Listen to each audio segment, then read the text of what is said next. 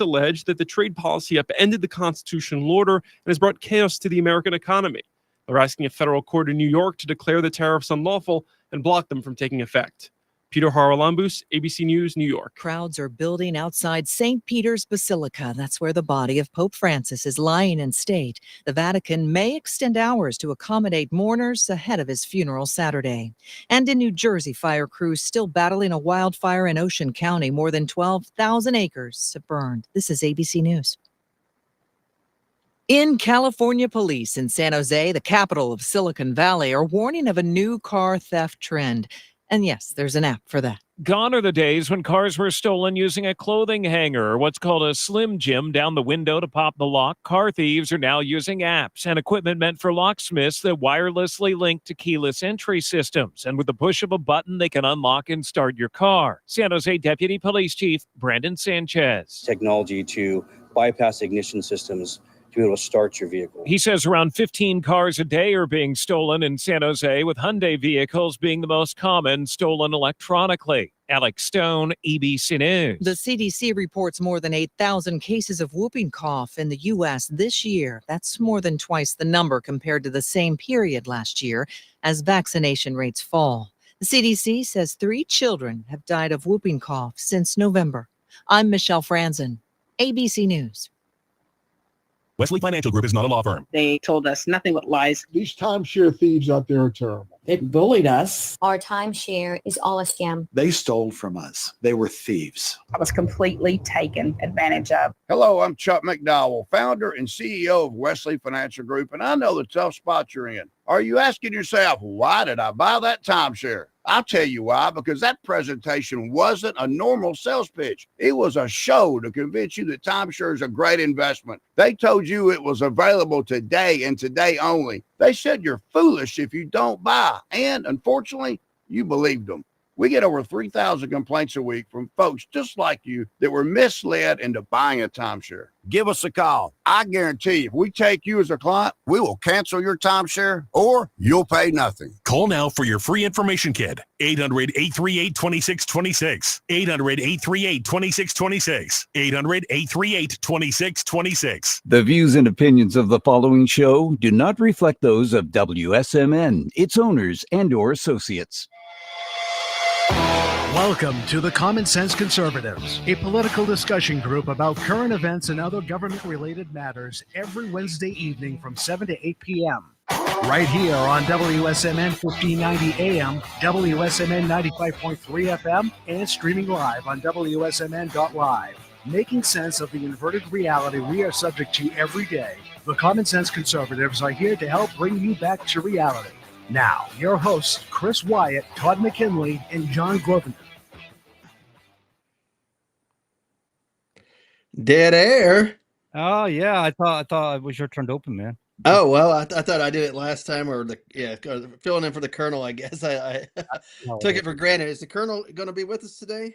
He didn't say anything, so I'm assuming he petered out, fell asleep, and lost track of time, and he'll have himself a good rest and wake up in the morning and go, oh, geez, I missed the Common Sense Conservatives. That's all right.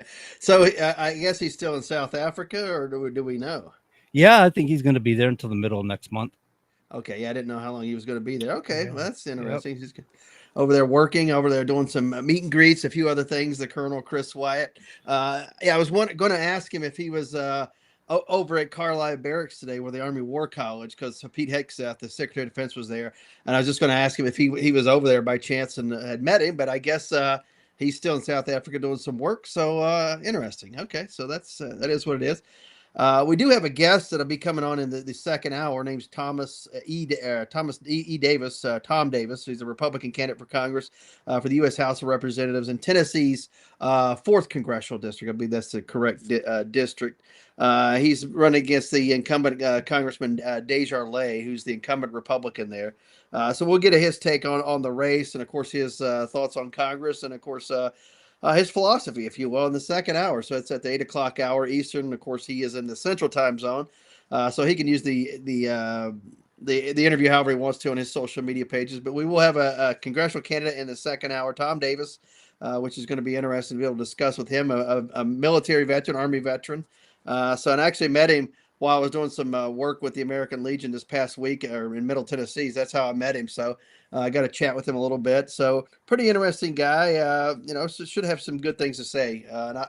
He is trying to run a reasonable campaign, not one of those where you just put your name on the ballot like so many people do, and just basically take votes away from other good candidates. So run. If you're going to run a real campaign. What do you say, John? So he's in it to win it. He's in it to win it. I don't know. He's up against some stiff competition for sure. Any incumbent in public office, especially running in a Republican primary, he's up against a Republican, but he is in it to win it, which is good. I think there may be a few other people whose names are on the ballot. I'm not sure. I was looking at Ballotpedia the other day, but yeah, it should be an interesting little interview. I think so. Look forward to that. Yeah, in the second hour. So What are we talking about today, John? What are some of the crazy stuff that's going on in the news? Well, one of the things I noticed is this anti-Semitism is in the rise. Have you seen this? I have seen it. I have heard it. It's every day. If you watch Fox News or look through social media, the left has done something else that's anti-Semitic, etc. Yeah, but go ahead. Well, let's see. There was an audit here released Tuesday, reported 9,354 anti-Semitic incidents recorded in U.S. last year. It's the highest number since 1979 when the ADL first began collecting data. So also noteworthy, it's the first time most of the incidents, 58%, were related to Israel or Zionism. The ADL audited found reports of anti-Semitic incidents rose 51% in the Granite State, New Hampshire, last year, the highest rate of increase in New England. This is I think this is kind of disturbing, because I know there's a lot of with the white supremacist types, there's a lot of anti-Jewish ideals. They think that they're controlling the world, these conspiracy theories. I really dislike conspiracies. It's funny because I used to tell them, right? I get into them sometimes. I know. The nuttiness I hear about, the Jews are controlling the world and they're ruining the world and they ruin societies and they're taking over America and we're under their thumbs and our presidents are their puppets. It's like, shut up. Right. They're not doing such things. It's such nonsense. So it just drives me nuts. But you see a lot of these Palestinians now are on X and they're on other social media platforms, which they don't get censored for their anti-Semitic speech. And you know what? I'm for free speech. So I don't think that they necessarily should be censored because they're speaking their mind. Right. So I am for free speech, but I notice there's a lot more of it. You're seeing a lot more protest on the liberal left in these colleges and stuff. And you've seen Trump come up and say, listen, if you guys aren't policing and protecting the Jewish students, we're defunding you. And he's right to do so because these people at risk, they're getting beat up. And that, what happened to the whole, that's a hate crime. What happened to Obama's hate crime issues? It's okay to beat up a Jew, but it's not okay to beat up somebody else. I mean, come on, man. This is the problem. We have this, they talk about BLM, systemic racism. But that's what we're seeing. Are we not seeing that with the Jewish people who are being ignored when they're being beat up at schools and stuff? I mean, isn't that exactly what they're talking about when they say systemic racism, or do I just not understand what they mean?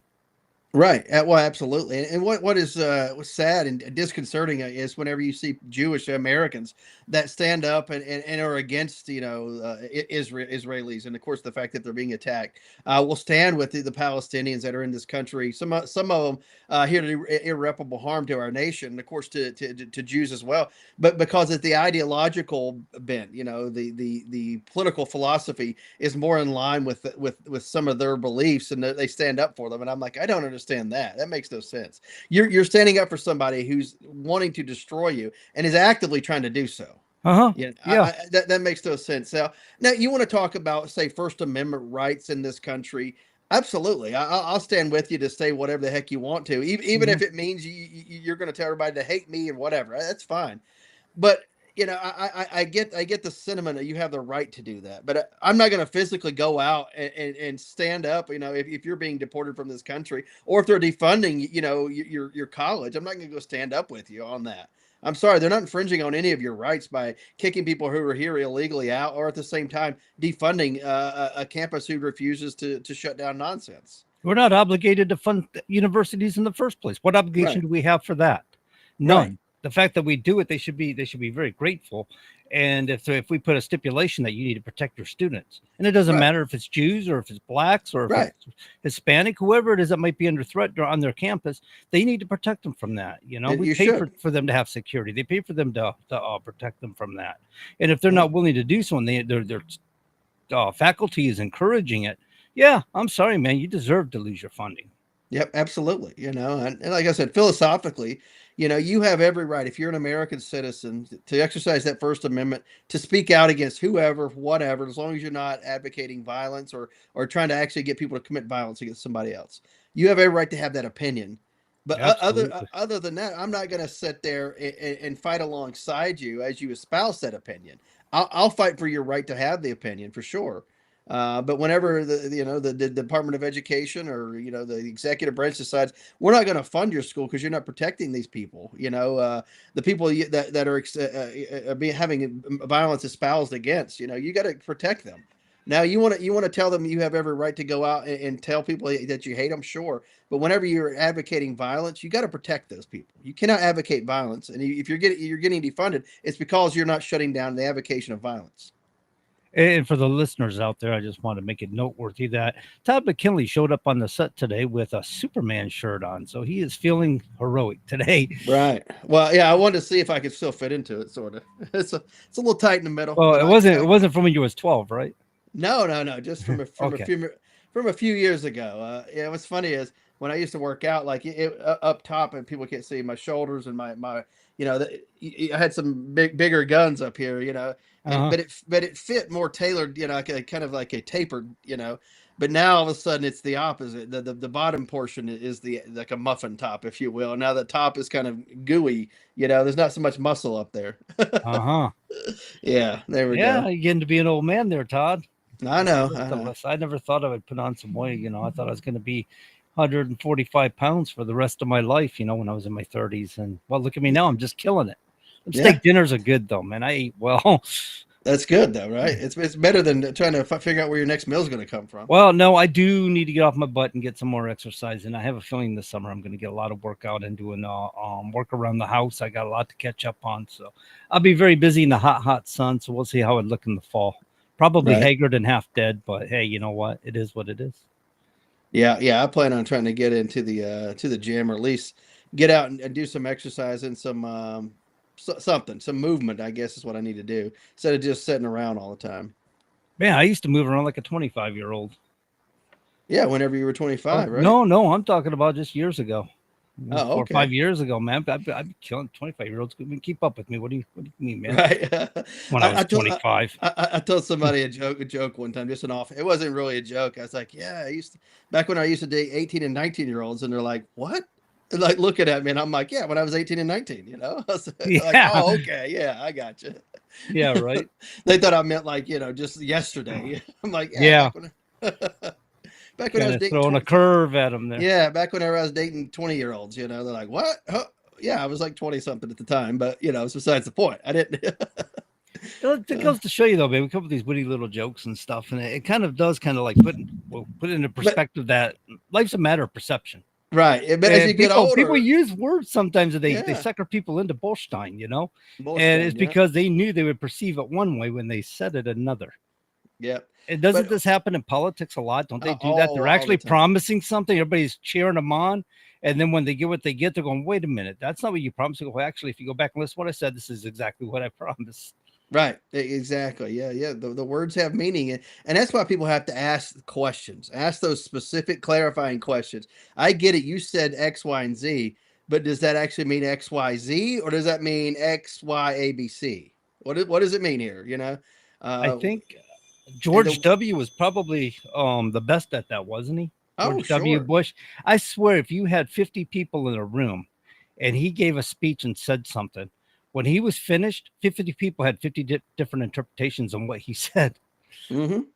Oh, yeah, he used a lot of Bushisms and stuff like that, and of course colloquialisms, and also you can use words that can mean different things depending on where you put the inflection. You know what I mean, in a sentence. Oh yeah, you have a good. You could say a lot without saying much of anything, really. Yeah, well, he just talked in circles anyway. I swear he did. I'm listening, I'm going, what is he talking about? Then I started wondering, is he really talking to other people? Like, it's like hidden meaning behind what he's saying. Right. That there's certain groups of people out there understand what he's saying. The rest of us are just scratching our heads going, I think I got that. I don't know. Yeah, I can tell you during the '04 campaign, traveling with Dick Cheney, I was in the military at the time, so I wasn't there politically, but still, I did a lot of advance for Cheney, and we went to so many places. I got to know the stump speech. You know, I could sit there and recite, you know, the entire stump speech, except for the beginning where he would add like, you know, wherever you're at, you know, or in Rochester, you're wherever you are that day, you know, thanks for having us Rochester or whatever, you know, thanks for having us Nashua, you know. Other than that, the speech was basically the same, and Cheney would deliver it almost the same with the same inflection, same everything, same stories that he would add, you know, like it seemed like it was an off the cuff speech. No, it was all planned. And it was just so funny. I could sit there in the back of the room near the press riser and sit there and recite it, you know, word for word. And I caught myself one time actually doing it out loud, not out loud, but kind of lipping along.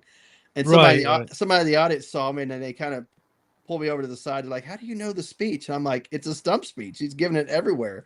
You know, I've heard it probably 30 times in the past month. You know, so you get to know it." They're like, "Oh, a stump speech." I'm like, "Yeah." I said the way it's tailored, where you know you insert certain things that makes it local colloquialism, stuff like that. People think that it's a speech that's tailored, that it's written for them, but it's like, no. These are parts of the speech that are changed everywhere you go. Little colloquialisms get dropped in, little references to something local. Other than that, the speech is the same. All right, so we gotta stop talking trash about Chris, okay? Because he's coming in. Oh, all right. There he is, folks. Colonel Chris Wyatt. He woke up from his haircut there in South Africa, so he is with us, ladies and gentlemen. Colonel, welcome back to the show. Thanks, guys. Difficulty getting in tonight. Apologize for that, but glad to see you're doing well. Oh, absolutely, Colonel. So how's it going in South Africa? You're working on the start of your second week, I believe. Yeah, in the second week, and it's been pretty incredible so far.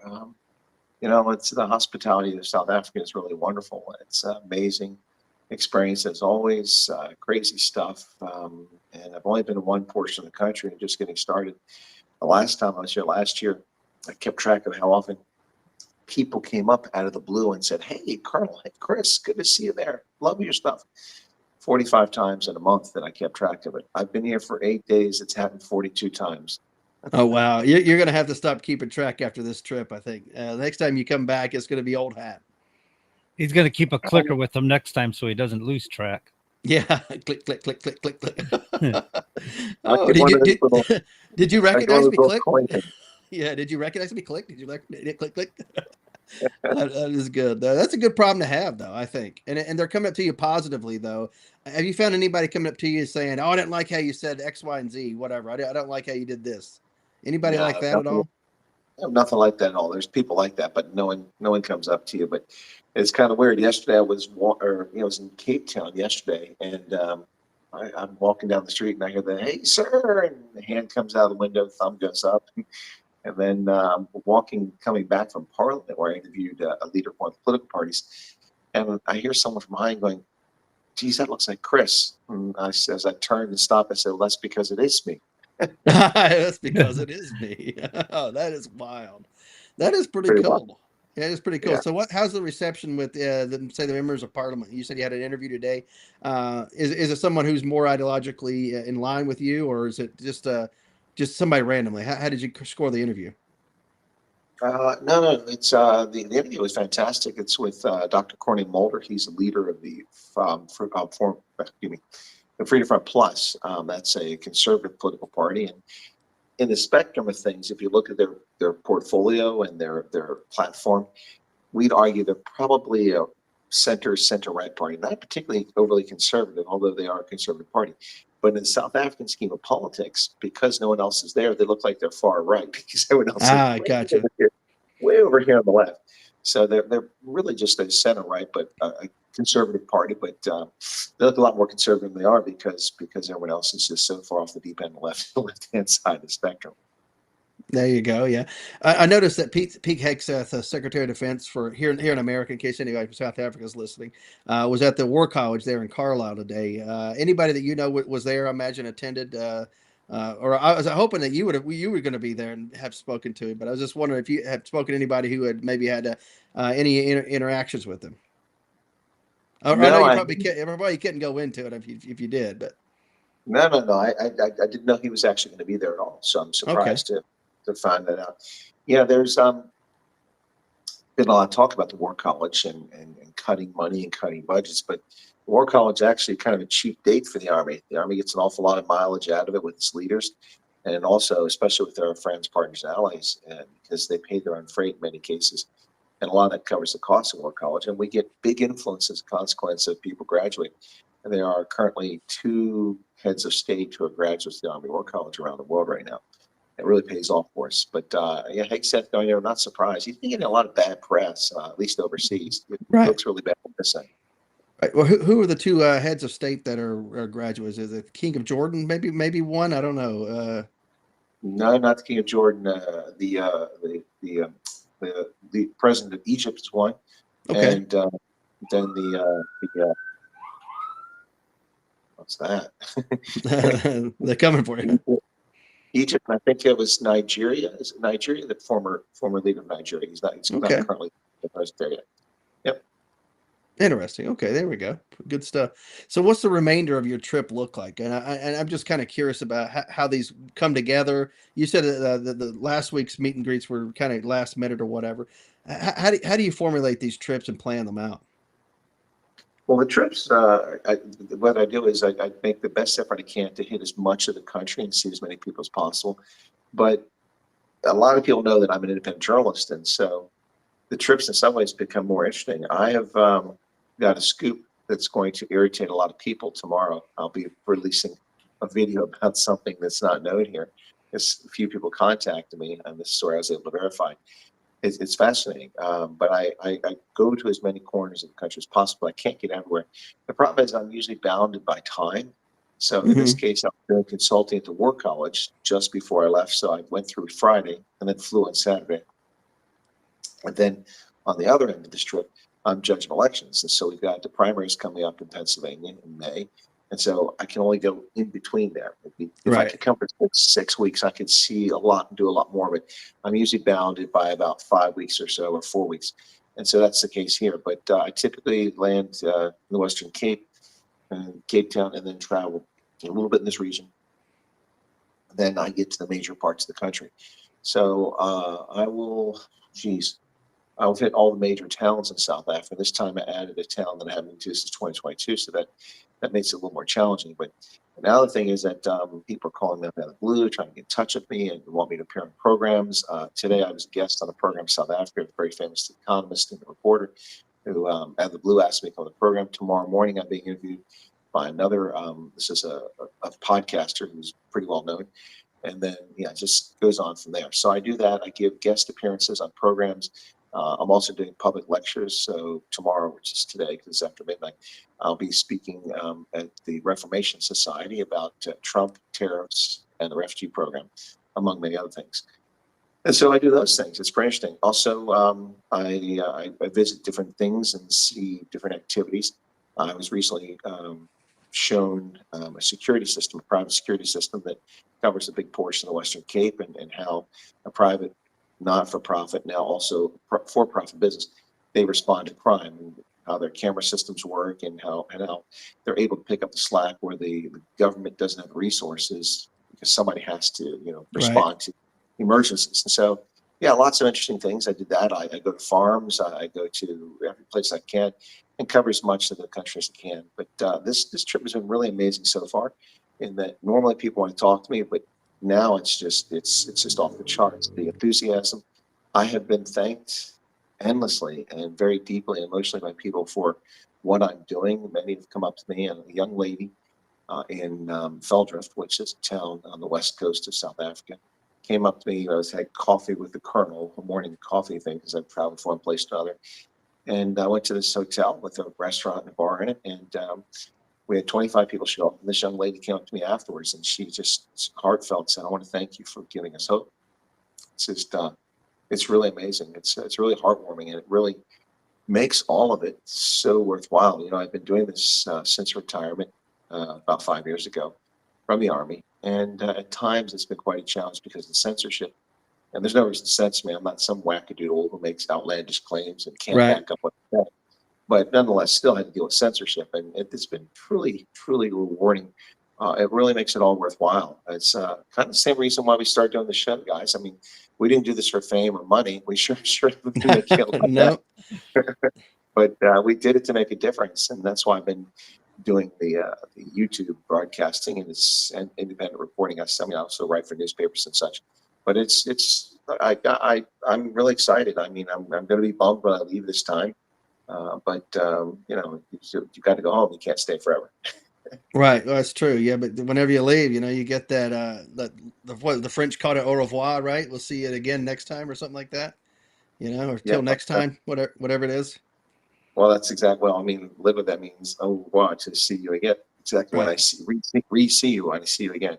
Literally, that's what that means. Yep, exactly. What's with the Superman jersey tonight? What's going on there? I pulled it out of my t-shirt drawer. I was just wanting to see if I could put it back on. And I was telling John, I said, last time I wore it, you know, I had more muscles up here, you know, and it thinned out as you got down. I said, now it's thinner up here and now it's fatter down at the bottom. So that's why I'm wearing it, just to see if I could get back into it. Well, fair enough. He can, but he's saying it stretches in different ways now. It stretches in different ways now. Well, the thing is that I get where you're coming from. Occasionally, you pull something off the shelf. You're like, it's been a while since I put this on. I wonder if it fits. Yeah, I mean, I retired, went from the Army in 16, so 9 years or so. I used to wear these a lot when I was in Hawaii, and they fit no problem. I have had several of them, you know, and I wear them just walking around town, whatever. You know, you can sweat through them, take it off, whatever, throw another shirt on.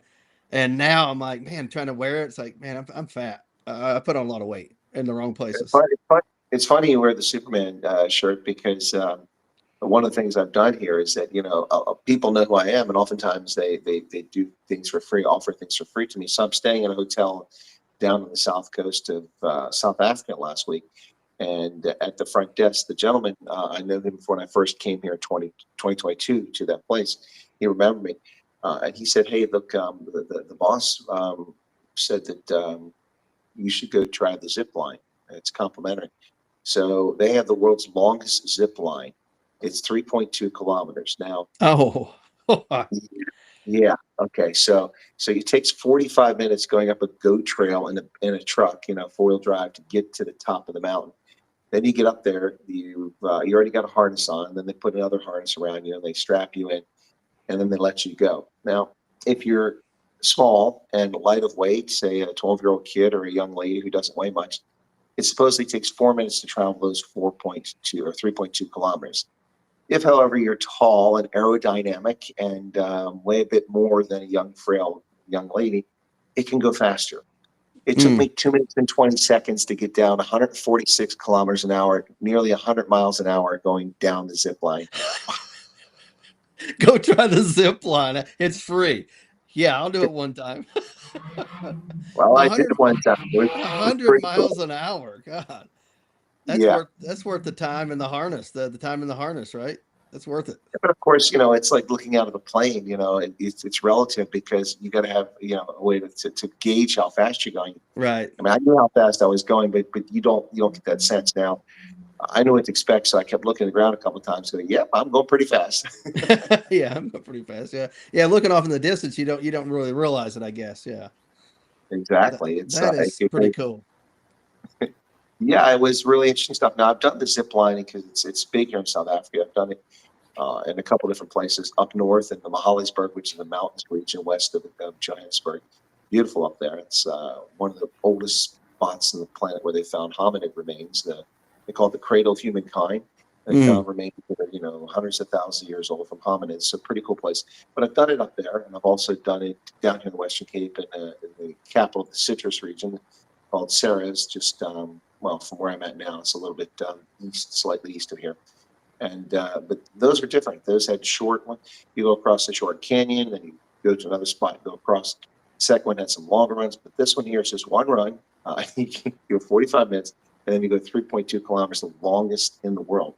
They've That's got another one. They've got another one where you actually go across the ocean because it goes across a gorge where the ocean comes in, and you zip line across, and the waves come leaping up at you. I haven't done that one yet.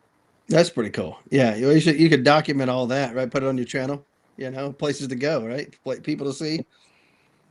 Yeah, well, it's really cool. It's a lot. Some of what happens for me is that a lot of my viewers get to live vicariously through the things I'm doing. And so the reason I mentioned it, because you said Superman, because I'm flying down that mountain, and look, it's a bird, it's a plane. No, it's Super Colonel flying through the air. Well, it would be funny if somebody actually recognized you. Hey, is that the Colonel up there? Actually, that did happen. As I came down, there was someone at the cafe at the bottom who recognized me and spotted me out of the blue. You can't make this stuff up, guys. It's unbelievable. I thought you were going to say they pointed it up and says, "Look in the sky, it's a bird, it's a plane." No, it's Chris Wyatt. Yeah. Erica says, "Stop talking about small frame ladies." Yikes. Oh. Small frame ladies.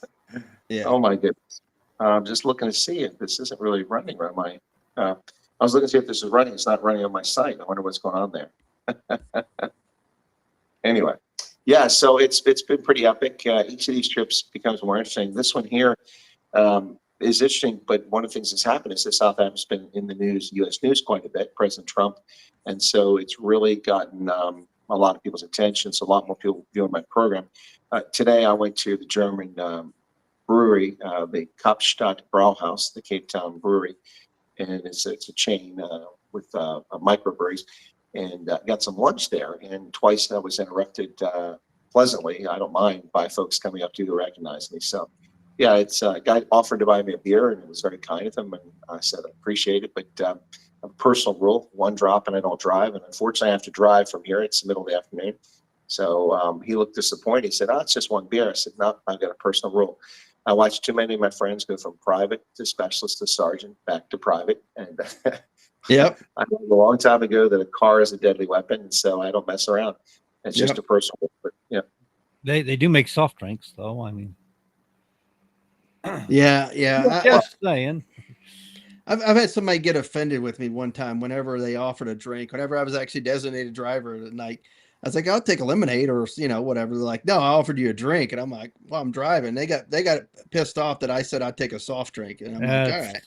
That was just that's a tell on them to me. Yeah, but they got really, and I wasn't anybody in my party, by the way, but it was an associated party, and I was just being the designated driver for one group, and he got really angry. I mean, of course, I think he probably was 3 sheets to the wind at this point, but it's very telling in some people. It's possible maybe he thought he's going to get y'all lit, and No, but hey, let me get you a drink. He's buying everybody else a drink. I'm like, yeah, I'll take a lemonade, take a whatever. No, I'm buying a drink. I'm like, all right, I'm good then.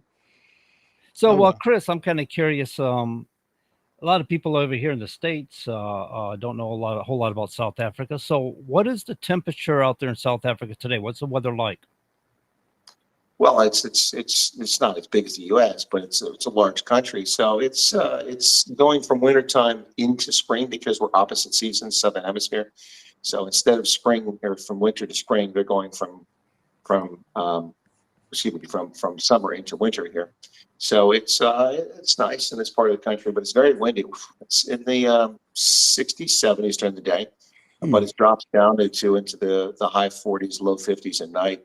But the wind, boy, I came down the coast and I hit a wind that was 80 kilometers an hour or 50 miles an hour. I understand they diverted flights from Cape Town because it was so windy a couple days ago. But I was very generously upgraded the airport 2 levels in the rental vehicle, so I wound up with a nice SUV, which is not what I paid for. So thank you to Avis very much. But the SUV was being buffeted by the wind. I thought it was going to flip over coming down that wind. It was hit me directly from the side.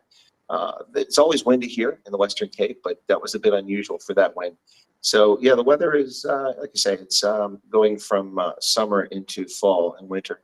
So it's decent here, but if you go up country where the higher altitudes are, you can already start to feel the bite of winter coming.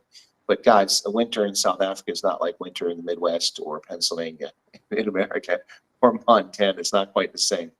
They do have the high elevations, the mountains, the Drakensberg Mountains, which is the Dragons Mountains, which is like the Rockies, very high, and you get a lot of snow there. But that's up in the mountains, and here at the lower latitude, or lower altitude, I should say, not latitude, lower altitude, the weather can be quite nice. This is a Mediterranean climate here. Where I'm at right now, you can compare it to Southern California or to south of France. Yeah, I was gonna say maybe like our southern states or something. Yeah, it was starting to sound a lot like our southern states. So how did how did there get to be so much Dutch influence in South Africa? Because as I recall from history, it was an English settlement, wasn't it? Well, no. For Europeans, the first permanent settlement in South Africa was Dutch in 1652. Jan van Riebeck arrived, ironically, in a navy that's more powerful than today's navy in South Africa. He had more ships, but he arrived in 1652 with some ships off the coast, and they decided to make a refurbishment station here because it was a trip to India. It was such a long trip around Africa that you would get soldiers that would get scurvy because they weren't getting enough vitamin C. And they needed fruits and a place to stop and get some refill the ship's stores and that sort of thing. So they built a station here in front of Table Mountain in Cape Town, the Cape of Good Hope, and that started in 1652. The Dutch came here originally. Then a number of Germans began to arrive, and then the French Huguenots who fled from France. In 1590, the French king issued something called the Edict of Nantes. And the Edict of Nantes gave the French Huguenots, who were Calvinists, religious freedom because it was a Catholic country. So they were granted freedom and they were protected under the law. But in 1680, a jealous and greedy French king revoked the Edict of Nantes. And when he revoked the Edict of Nantes, a blood orgy began as Frenchmen began murdering their fellow Frenchmen because they were Protestants, torching their homes, raping their wives, killing them, taking everything from them, arresting them, confiscating, putting them in jail, and murdering people. And hundreds of thousands of French Huguenots fled from France. Many went to the Netherlands. Some went to England. And not an insignificant number of them went to Berlin, which is interesting because the German spoken in Berlin to this day is different because of the French influence from the French Huguenots. They added some of the vocabulary up there from French back into German. So some of those who fled to the Netherlands went on to the United States later on, but a small number of them traveled to South Africa and were among the early colonizers of southern South Africa. So you had those three influences. And then some of those folks mixed with the indigenous population that was here, the Khoi and San, lighter-skinned Black Africans that were here. And you developed a culture and a community and a language out of that amalgamation of people. In fact, Afrikaans is the world's newest language. It's spoken here by about 6 to 8 million mixed race or colored South Africans, plus about 3 million white South Africans. And then a number of Black, a few 100,000 Indian South Africans also speak its first language. So it's the third most commonly spoken language in South Africa, with about 13 to 16 million first language speakers. And most of the South Africans speak it as a second language. So you've got a culture that developed out of that amalgamation. And then the British came and took over the colony from the Dutch. And then the Dutch allied themselves with other Europeans and defeated the Brits and took back the colony for a short period of a few years. But then in 1806, Britain took over permanently in Cape Town. And then the Dutch descendants and the others who began to call themselves Afrikaners later on, which means Africans, they didn't like the British rules, so they packed up their bags and moved further east and moved further east and moved further east. And eventually they just had enough of it. And in 1830s, they began packing up their wagons and moving north and heading into an area that had been heavily populated but recently vacated by a massive socio-political upheaval known as the Mfecane, in which the Zulu Empire was formed, and it was formed by amalgamating other tribes or wiping them out. So people didn't want to be part of the Zulus, just packed their bags and fled, and it created a vacuum. And into this vacuum moved these people known as the Voortrekkers, the pioneers. And they moved into the interior and settled more parts of the country. And the history gets a little complicated after that. But the Brits coveted the minerals that were wound up being in these territories that became these republics. And they fought a war, a horrible war. The British introduced the concept of the concentration camp. 16,000 Afrikaner women and children and elderly died in these camps from malnutrition and disease, things like that. And about 30,000 of their Black African allies also died there.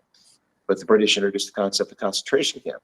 So That happened in the Anglo-Boer War, and from there it just continued. There's more history, but that's where you get this group known as the Afrikaners from. They're mostly white South Africans, but not exclusively white. And they're amongst the people that President Trump has offered refugee status to come to America because of discrimination here in South Africa. Interesting. Wow. It's a good history lesson there for sure.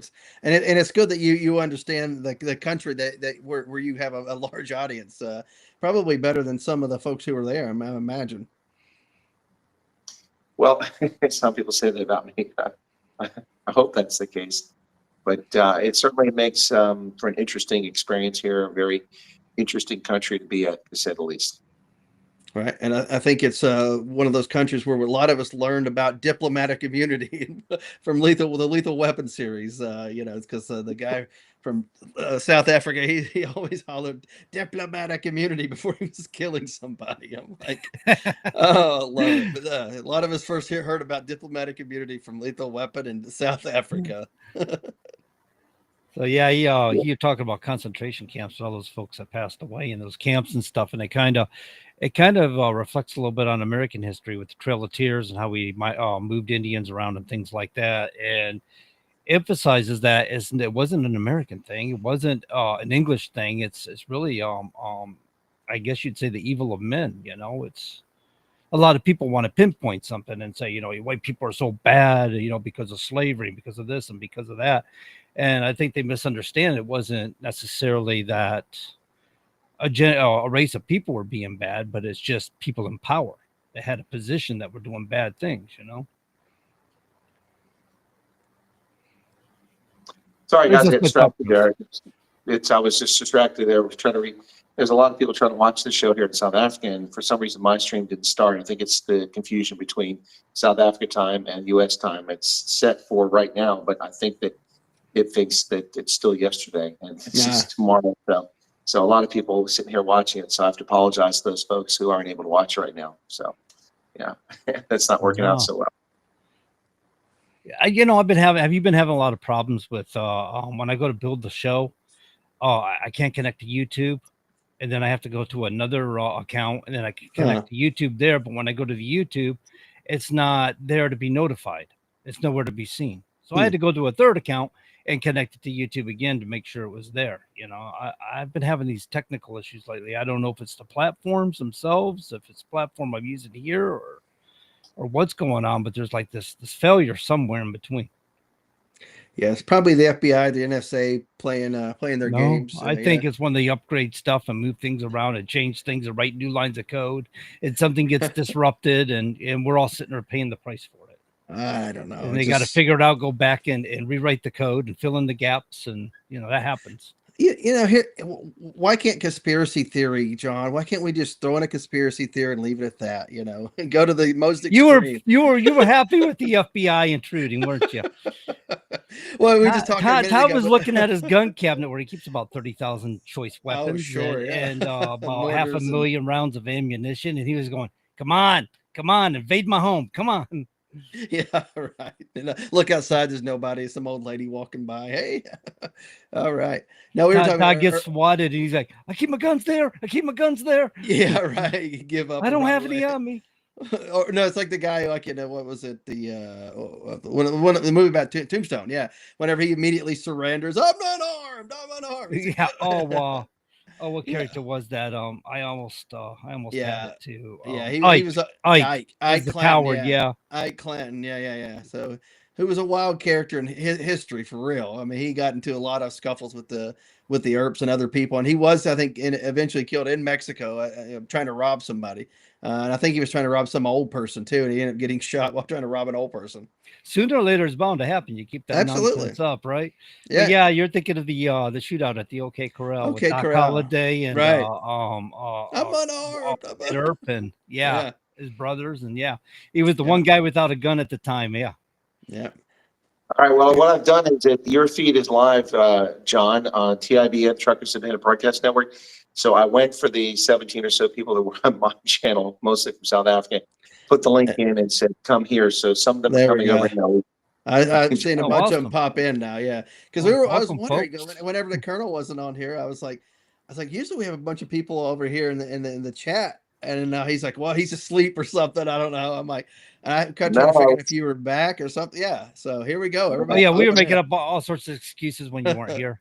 We're just I wish fabricating. I've been sleeping. It's 1:30, 1:45 in the morning, but no, I was unable to get this thing working. And I see that for some reason, like I said, I think it's confused about the time zones for some reason. So Yeah.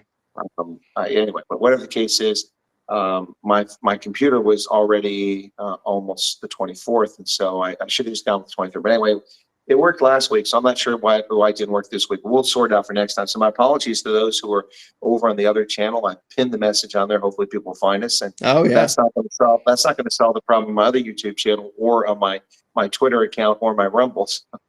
Yep. Yep. Anyway. CC says, hey again, good people. I hope that includes me and John, right? Yeah, I said people. That's people's everybody. Yeah, we that applies to us, right? We're people. Michael says South Africa's wide awake. Yeah. Well, I will say one thing. that. The South Africans that just tuned in are probably looking at the camera and seeing behind John it's still daytime. It's the middle of the night over here. Yeah. Yeah, Well, it must be wild for him. Colonel picked I don't know where you're at now. You're in some maybe some nondescript room. Maybe you're being held captive. He put himself in the corner. Yeah, blink twice if you're being held captive. Okay, I got well, I don't know. Now. 3-4 times. Yeah, that was I don't know. Come and get me. I'm being held captive. Large Marge got him, I guess. Well, his wife is secretly trying to. Aren't you the colonel? I have some ice cream at my house. Come on. All right. She's got you captured, you know. Or what was the movie Misery where the author, you got Kathy Bates. She just loves your books, doesn't she, Colonel? I don't know. She hobbled. That was a creepy movie, man. That's it was, Kathy Bates. Yeah, that's not my cup of tea. That also it reminded me of the movie that was creepier than that. One that got a lot of attention back in the 90s or was in the late 80s. And it was a really good movie. I finally saw it later on, but that movie called Boxing Helena. Do you remember that? No, I'm not familiar with that one. That was really weird. One of the actresses, I think, from Twin Peaks was on that. I think it wasn't Machen Amick, it was the other one. But yeah, it was a weird situation where this guy was in love. He was a surgeon. He was in love with some woman, wanted to pen it. And like, I think she was in an accident, so she lost her legs below the knees, and then lost her legs up here, and then her arms. The next thing, she was just a stump. It was really wow. weird. Oh wow, yeah. But she didn't need to lose anything. She was perfectly capable. Next thing you know, she was, limbless and totally dependent on this guy. So, Boxing Helena, I'll never forget. It was a really creepy movie. So anyway. Interesting, yeah. To me, the movies that are like that, where you have like a psychotic or something, those are scarier than movies that, let's say, like you have a supernatural being or something that you got to find the spell to beat them. Or, psychotics. Those people actually exist. Serial killers exist. Those are the ones that that get me. Versus watching Freddy Krueger in your nightmares. That didn't scare me. It's stupid. Well, I got you, Todd. But I mean, look, I watched this really, scared the bejesus movie at me for the past 4 years. It's called My Mind's Going Blank, and this demented diaper wearing lunatic was running America, and it was a horrible nightmare, and I woke up from it on November 5th. Yeah, that happened. That was a real nightmare. 4 years worth of it. My God. But yeah, so are you going to be dropping off in the second hour, Colonel? I imagine with the time difference.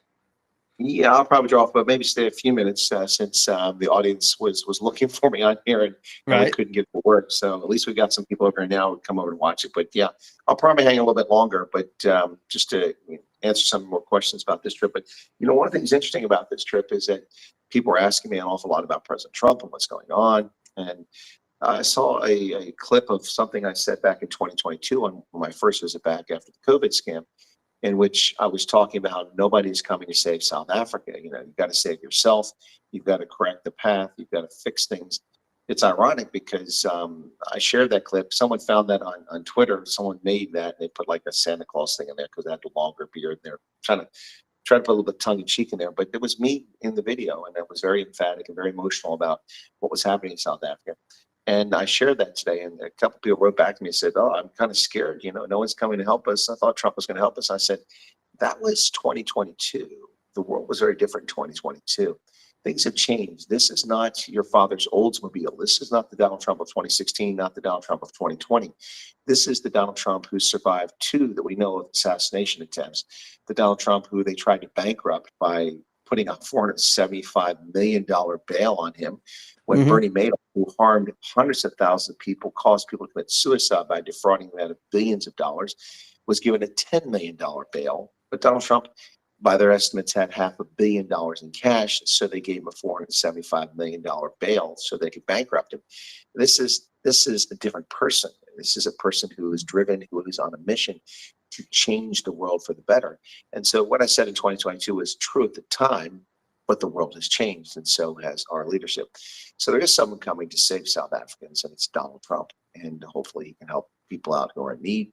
And that's really what we're looking to see here as we go forward. But the interesting thing, a lot of South Africans are grateful that President Trump has extended this hand of friendship to South Africa. Some political leaders don't see it that way. They think he's meddling in South African affairs. But all he's doing is pointing out the obvious, that the world has ignored for so long what's happening in South Africa. And a lot of people will say it's happening to white South Africans, but it's happening to all South Africans, black, brown, and white. And it's really sad to see the state of affairs here. It's a country that every time I come back, about every 6 months, I can see the degradation, the decline in security, in infrastructure, in the appearance of streets and towns, and it's really heartbreaking. It's a country that has such great potential and had such great promise that's really gone sideways because of poor governance, and that's kind of where we find ourselves in 2025. Sad. Yep, absolutely, for sure. I don't know if you got the word over there or saw yet on social media or anywhere. Dick Durbin has announced his retirement from Congress this next go around. Won't seek re-election. Has been in the Senate for 30 years, since 1996. Has been in the House of Representatives since he was 39 years old. He's now 80 years old. So, 40 some years in Congress, finally giving up. He wants a younger blood in Congress. I'm like, thanks.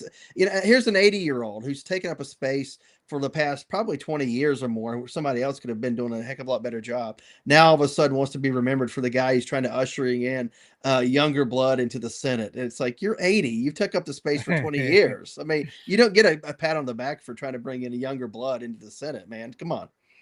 Well, I would have to say farewell to Dickie Durbin, a vile, repulsive human piece of feces and sludge, a lying, despicable reprobate who has undermined America's national security, our interest, and is a repulsive creature who should have left the Senate before he ever entered it. And he can take a lot of people with him. While he's there, he should just take little Adam Schiff with him, who just entered the Senate, who's the same kind of creature as him. Dick Durbin is one of the most repulsive human beings ever served in the United States Senate, and he will not be missed even for a microsecond, even by those who support him. He does have a lot of competition, though, as far as being repulsive. As far as being the most repulsive, but he's still repulsive. He's in the category. Yeah, got a lot of competition for that. It's the thing about it is you guys notice, like, say, remember Crenshaw when he first went into office, and he was like, everybody loved him. He was this great man in office, and all of a sudden now he's dirt. And all I can think is these guys get wrapped up in the party and they get corrupt. I honestly, I think corruption starts with the party and ends with the party. Yeah. Well, party politics is something that President Washington warned us about. He said, beware of political party. And he was correct. And we have an unusual situation, which we have many political parties, but really just 2 effectively at the national level. Right. And so Europe, you usually have many parties, and that's a different challenge. But the thing is that you're right. These people become swamp creatures. They get captured by the system. They get excited by the 3 things I talk about, which I mentioned in my campaign when I ran for office unsuccessfully. They get excited about self-aggrandizement, self-enrichment, and craving political power. That's the 3 things that drive. And it's very rare that you find the Ron Pauls, the Rand Pauls that are in it for America and Americans. You find people who are in it for themselves and for their own enrichment, their time that they get on Fox News or MSNBC, and people pamper them and they think they're special, and they get to go on congressional delegations and junkets, wandering around and acting as if they're important. Look, I've been on the receiving end of congressional delegations, and most of those gas bags are full of themselves, and they're just used car salesmen that are slightly better looking than their opponent and have the gift of gab. Many of them haven't got the intelligence that you can put in your fingertips, and it's really sad to see. Right. But we have to respect those positions. Todd knows how that works. especially in the military, when they come around, you've got to work with them. But and it's not just them. I mean, I remember on a trip to Liberia, we had a congressional delegation, and Jesse Jackson Jr., who eventually went to jail because he was a criminal, he was on that. And I had to treat him like a decent human being when I knew he was a piece of human feces. Yep. And then there was some others on that trip. But one of the military handlers, that because you have congressional liaisons that go with these guys, this was an Air Force lieutenant colonel who was so full of herself and tried to dress me down because she didn't like the way that I responded to a question. Well, I responded to the question honestly that was asked of me by Jesse Jackson Jr. It was a good question, actually. And then someone else. And then she seemed to think that my response was disrespectful. It wasn't disrespectful. I didn't blow smoke up their skirt and tell them what they wanted to hear. I told them the truth, which is why they're there. But I don't know what her problem was. By the way, she got relieved when she went back to D.C. for something unrelated, but the same sort of behavior. So yeah, that was good.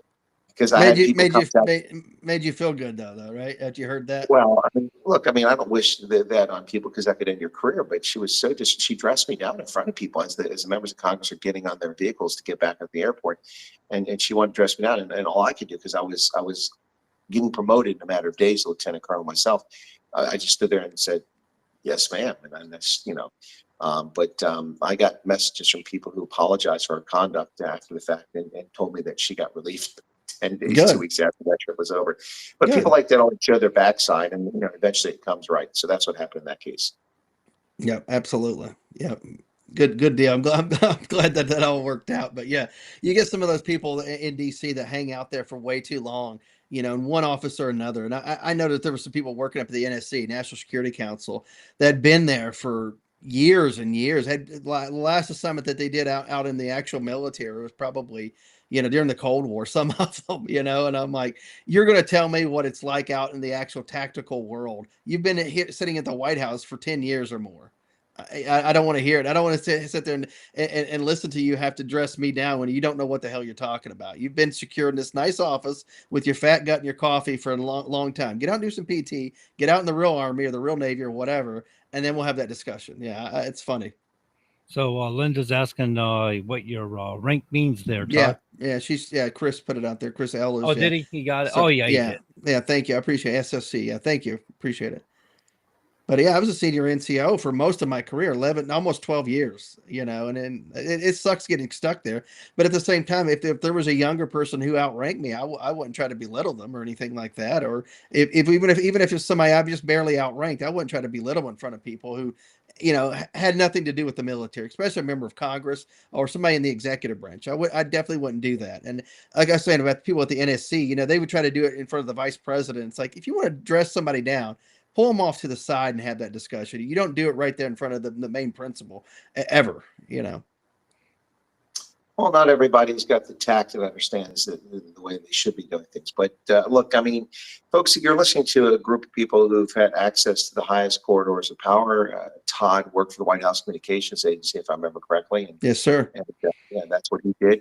And it's a unique opportunity, particularly for an NCO. Not many NCOs get access to those levels of power in the United States government. And now some senior officers like myself get that access, but not a lot, but more than the NCOs. Right. And we've seen and heard things that the average soldier never gets to see. And that's unique, and it's also a burden. They have to keep some things to ourselves we can never discuss. But there's been those conversations, you're like, oh, I know the answer, but you're like, I can't, being in a vehicle with some members of Congress in a motorcade, and they say something, you're like, I know the answer, and you're like, I can't tell you. Like, oh, that kills you. Well, there's that, but there's also the aspect that there's things. We're getting played off right now, Colonel. We got the break coming up. We'll be right back here in just a few moments, folks, and we got Tom Davis coming on as a member of running for Congress. Stick around.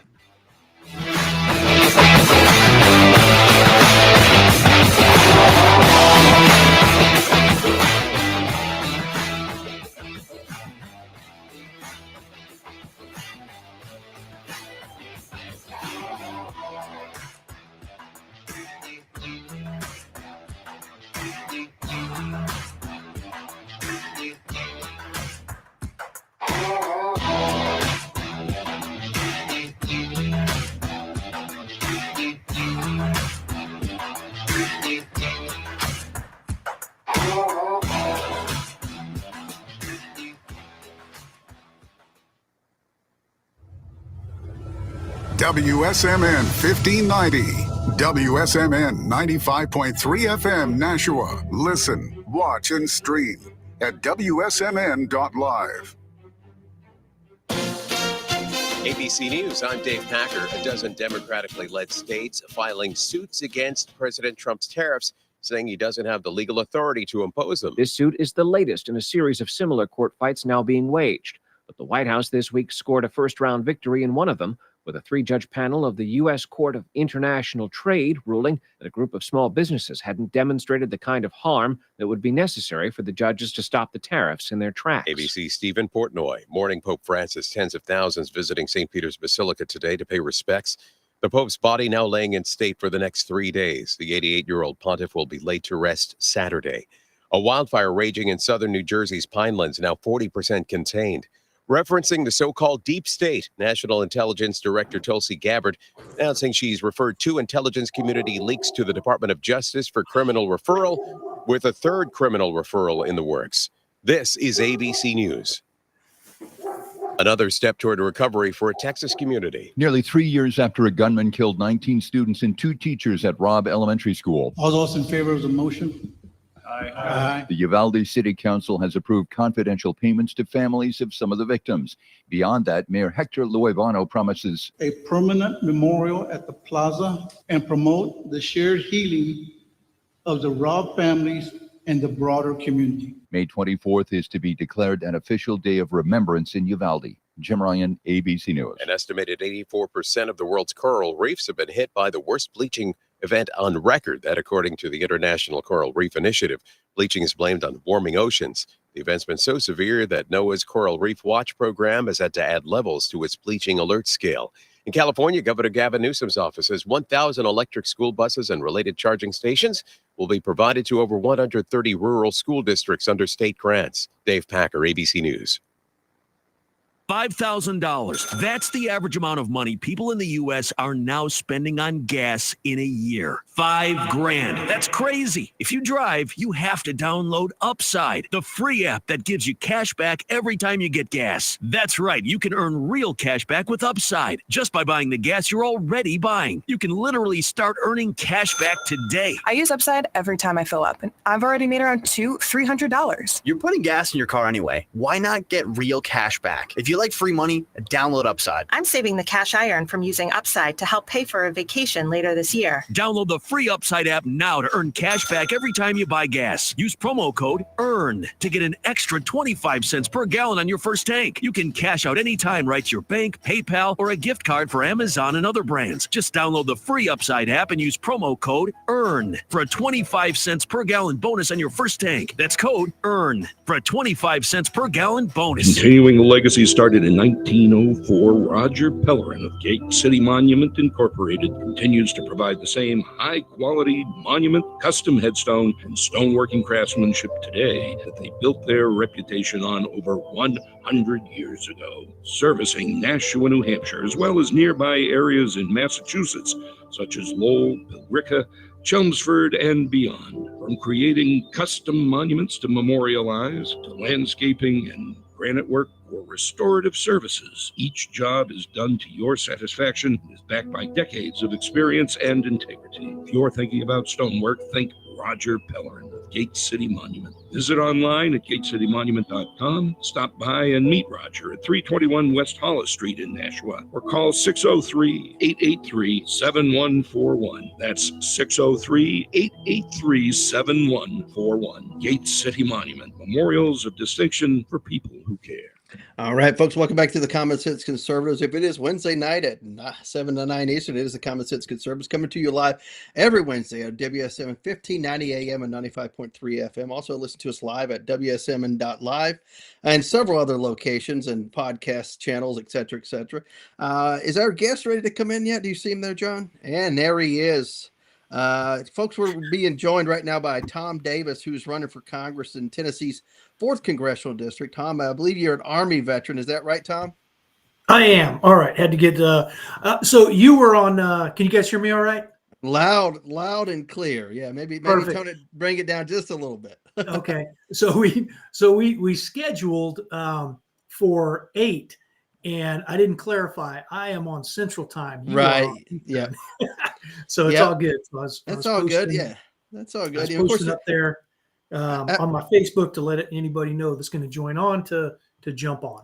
there we go. Well, and of course we can't see you here. We obviously we do stream this live. Of course, we are on radio, obviously terrestrial radio and podcast, etc. But joined by Tom Davis, running for Congress in Tennessee's 4th congressional district. If I say something wrong, let me know.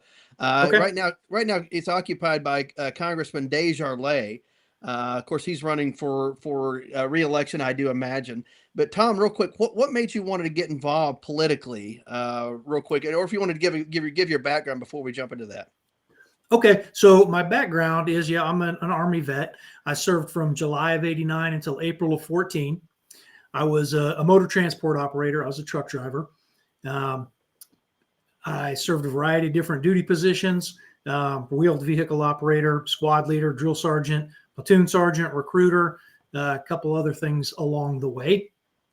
And deployed Operations Desert Shield, Desert Storm, Operation Iraqi Freedom, Operation Joint Forge, and Operation Enduring Freedom.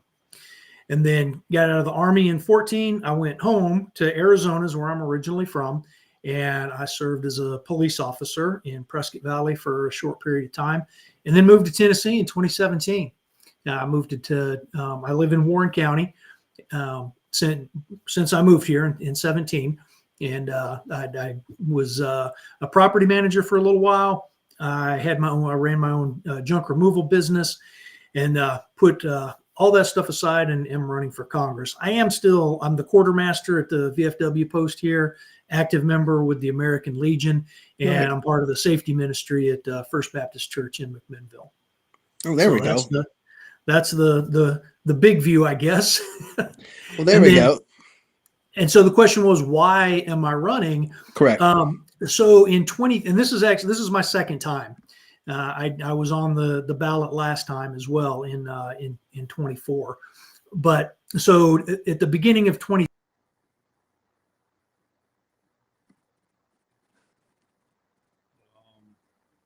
Yeah, I think we lost Tom there. Yep. Yeah, I don't hear him any longer. Yeah, I think we lost Tom there. So we'll get back to Tom whenever he pops back on. Maybe a bad signal or whatever. Tom, I met him a couple of weeks ago while out doing some American Legion business. And listen, Tom, you're back on here. There you go. You're back in. I'm not sure. I just took him up and brought him in. Hopefully, it would refresh him, but I don't think. Well, you let Tom know that if he uses some of that Eastern Tennessee moonshine in his generator, he keep that power going and keep the internet running. Right. Interesting. Yeah. Let me see if I can get a hold of Tom and try to get came back. Let's see. Oh, you're back. There you go. Tom, there you go. Sorry, yeah, lost you there. Yeah, we have the FBI occasionally cuts us off. But real quick, back to why you're running real quick, and I'm gonna let the Colonel jump in here and ask some questions. Okay, perfect. Yeah, so why I'm running. So in the beginning of 23, my VFW post asked me to be the guest speaker at our Memorial Day ceremony. And I'm sure you guys know the VFW gives you the option of a canned speech or you write your own. Right. So I wrote my own, and I laid out some issues and I laid out some solutions.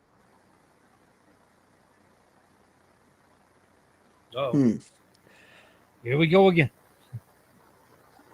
Well, that's interesting. Speaking of which, while we've lost him there, of course, Memorial Day is coming up here at the end of May, and we have parades around the country. The Veterans of Foreign War sponsor those. Our post in Central Pennsylvania is participating in a parade, which we do every year, and we have guest speakers, which is something he was just alluding to. I didn't know that they were prepared speeches. I wrote my own speech when I spoke. We had our Congressman Scott Perry speak one year. Right. We're looking for a new speaker this year. So. Yeah, I think he means like the VFW, American Legion. They'll send out like a speech if you're going as an invited speaker somewhere that you can give. It's one of those things. I didn't realize that. I'm a commander of our VFW. I didn't know they did that. Yeah, not necessarily one that you give at your post, but it can be. If you're the speaker for that particular event. But I would always write my own speech or stick to a few topics. I usually like doing bullet points and then caveat off bullet points. It makes it a little bit more easier for me versus trying to read a speech or give us a prepared remarks or something.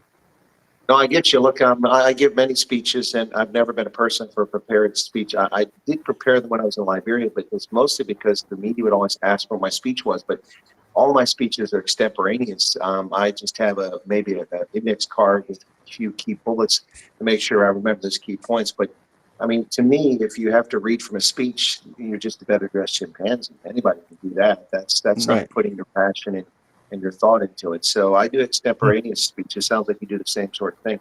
But Yeah. in Liberia, I took to writing my speeches, just not that I read from them, but I wrote them, and then I make sure I highlight some of the points. And anyway, so because the press always wanted the text of what I said. So Right. if you wanted to get your story into the media, the smart thing is just write it down and give it to them. That's what worked in Liberia. But yeah, I don't like when people read speeches. Any chimp can do that. You're supposed to bring value add. Right. But Tom, you're back on here. I apologize for that. Don't know if it's on your side or our side. Wait a minute. Hang on. That one's not there. Hang on a second. All right. Bring him in this way. So we're having all kinds of There we problems go. tonight. And now we can see, and I think this may work Oh, better. perfect. Let me, I'll do that too so we can, is that a better view? No, Yeah. you may want to change the landscape there. Just turn it around. There you go. We got you. That works. All right. Lot of problems there, but yeah. So real quick, why are you running for Congress? And we'll go from there. Okay. So yeah, I got a little bit of that about my speech, but yeah. So I did my own. Was pretty well received, and then my state representative was there, and after the event, asked me if I had ever thought about running, and I said no. And so then through 23, some things kind of stacked up on me. I decided I should probably be a little more involved, and started looking around at how I was being represented, and where I could, where I fit in at, and kind of the final deal that pushed me into actually running for office. I do a fair amount of firearms training, and I was at Tactical Response out of Camden, Tennessee. And one of the instructors up there made the statement along the lines of, if you're standing around and you think somebody should do something, that somebody is probably you. I was like, you got me. So from, kind of looking at county up to the U.S. House, I looked at how I was being represented, and I landed with Congressman Desjardins and his voting record, and was not super excited. So I said, okay, let's go. And for me, it was a calling into it. I said, I think that was God working in my life right. to lead me to this. And even this time again, running again. And the end result of that was 19% of the vote in the Republican primary is where I'm running. Okay, so that's your starting point. Go ahead, Colonel. I'm going to let you jump in here. Yeah, no, I just wanted to thank Tom for running for office. It's a huge challenge. Both Todd and I know what it's like. We've both run for office, and but we had the disadvantage of running for office when conservatives were kind of that favor in many places. And I see that with Trump in office now, I'm getting feedback here. I'm not sure what's going on. Can you guys hear me? Hang on. What I'll do is I'll mute them, and then because I think it's okay. Go ahead. Oh, wrong one. Uh-oh. Sorry, I got the wrong thing.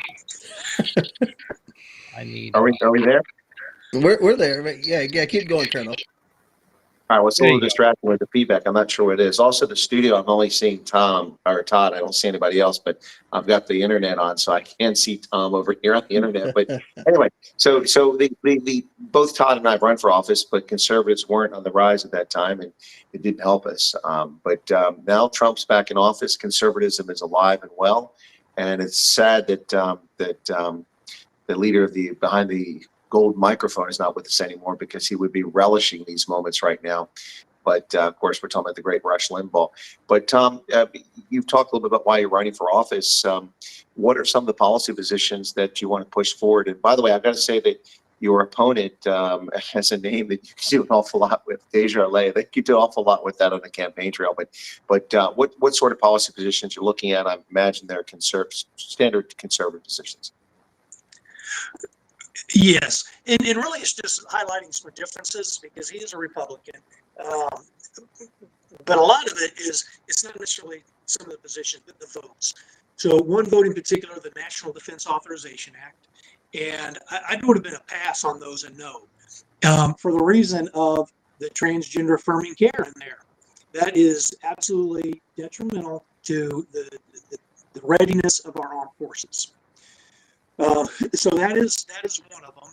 He actually voted yes on that. It was HR 6090 last year, which would have made passages of the Bible illegal. He was a yes on that. And this current CR that's going on, I would have been a no on that also. This is we keep seeing the same thing. These guys keep doing the exact same thing. This is the same song and dance that we get from Republicans. And they, hey, we have to kick the can, and then next time we'll fight it. Next time we'll fight it. Next time we'll fight it. And they never fight. So what we need is true conservatives that will fight for it. And we always hear the same nonsense too about, well, we've only got this. Well, right now they're a 4-vote majority. Like, how much do you need? Go get the job done. I mean, I'm sure in your guys' experience, you had to do jobs and get them done with less than desirable numbers. My platoon in Afghanistan, we were right on the line.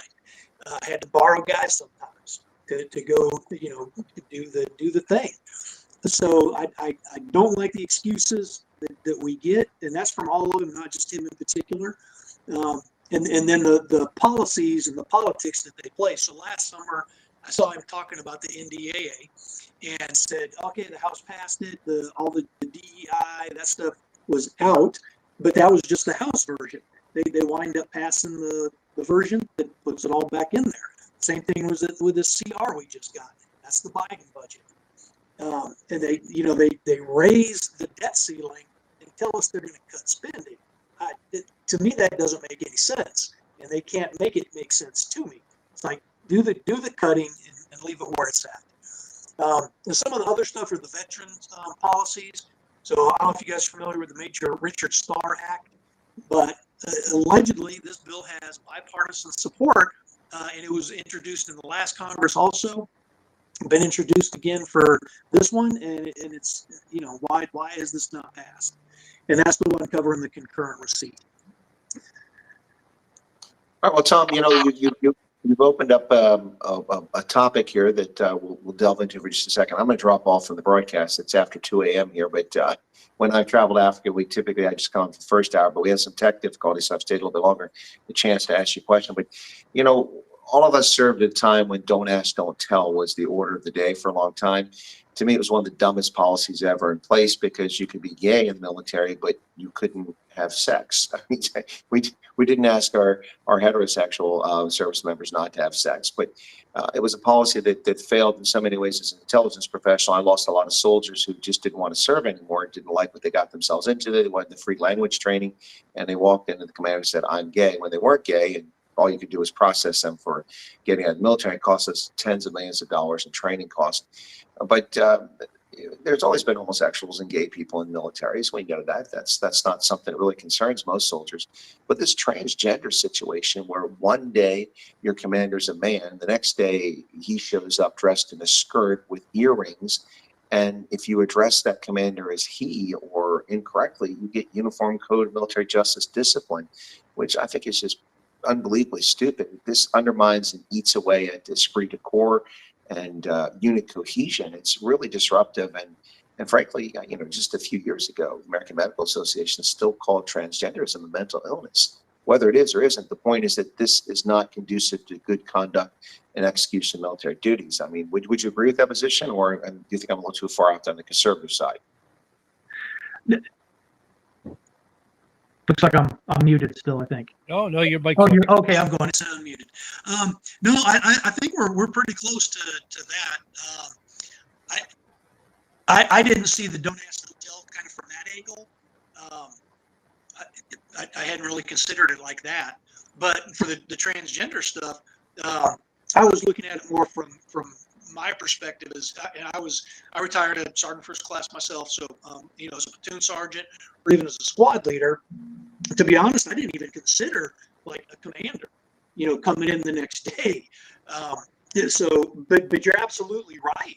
And this is something completely different than just the homosexuality, because, and I look at it too from the readiness point, and what I've been talking is, you're going to create that animosity within the ranks.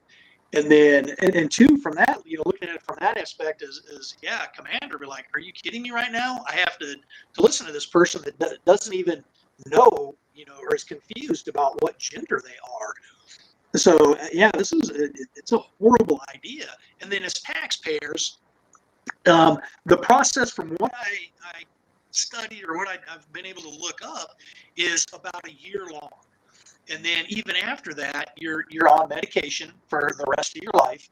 And you consider if anything goes wrong, and even if anything goes, or if it all goes, according to plan, they're going to be on that medication and will probably be service connected.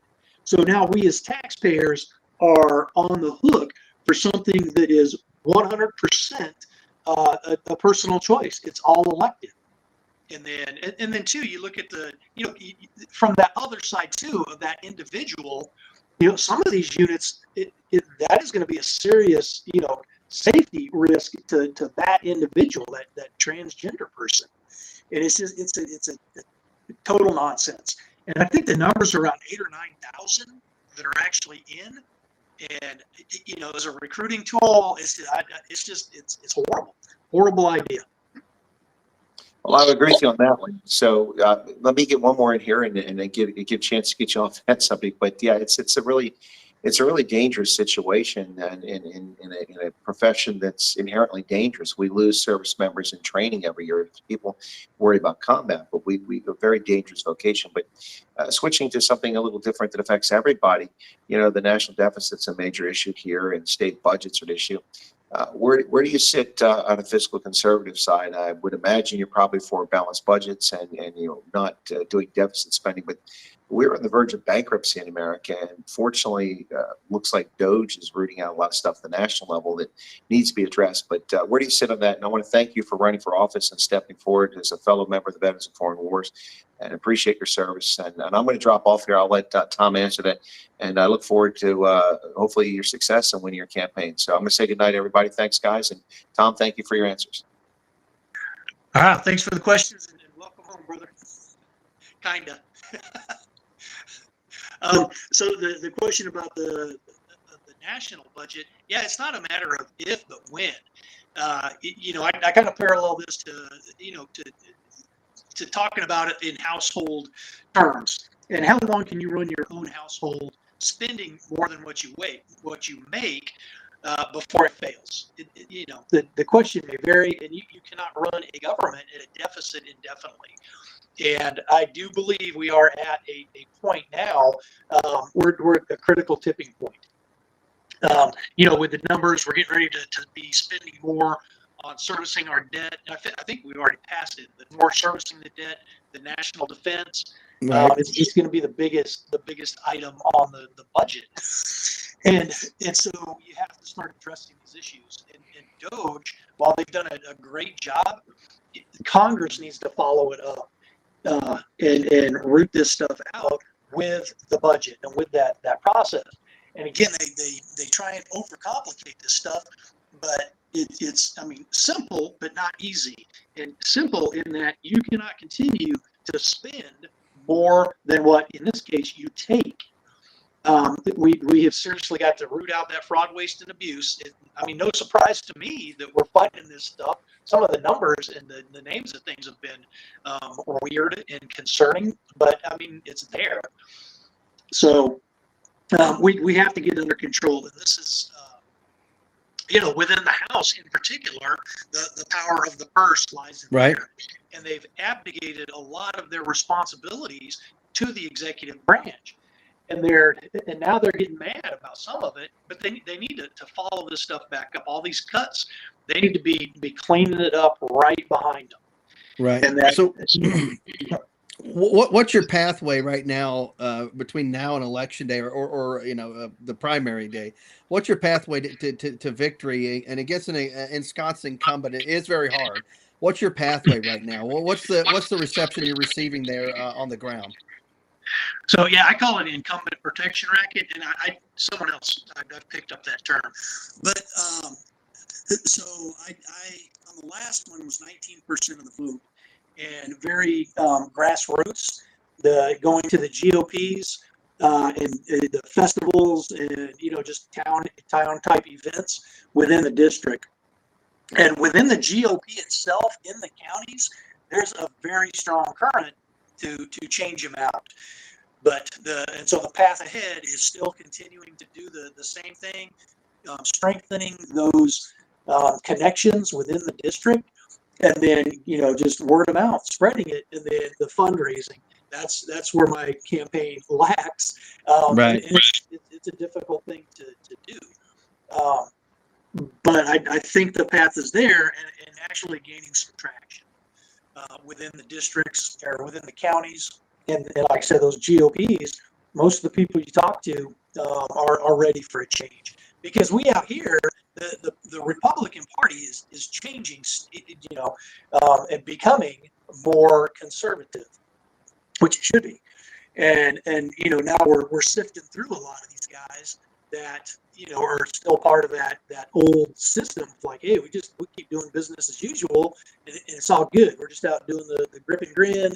And really, with in this district, I mean, it's pretty heavily Republican.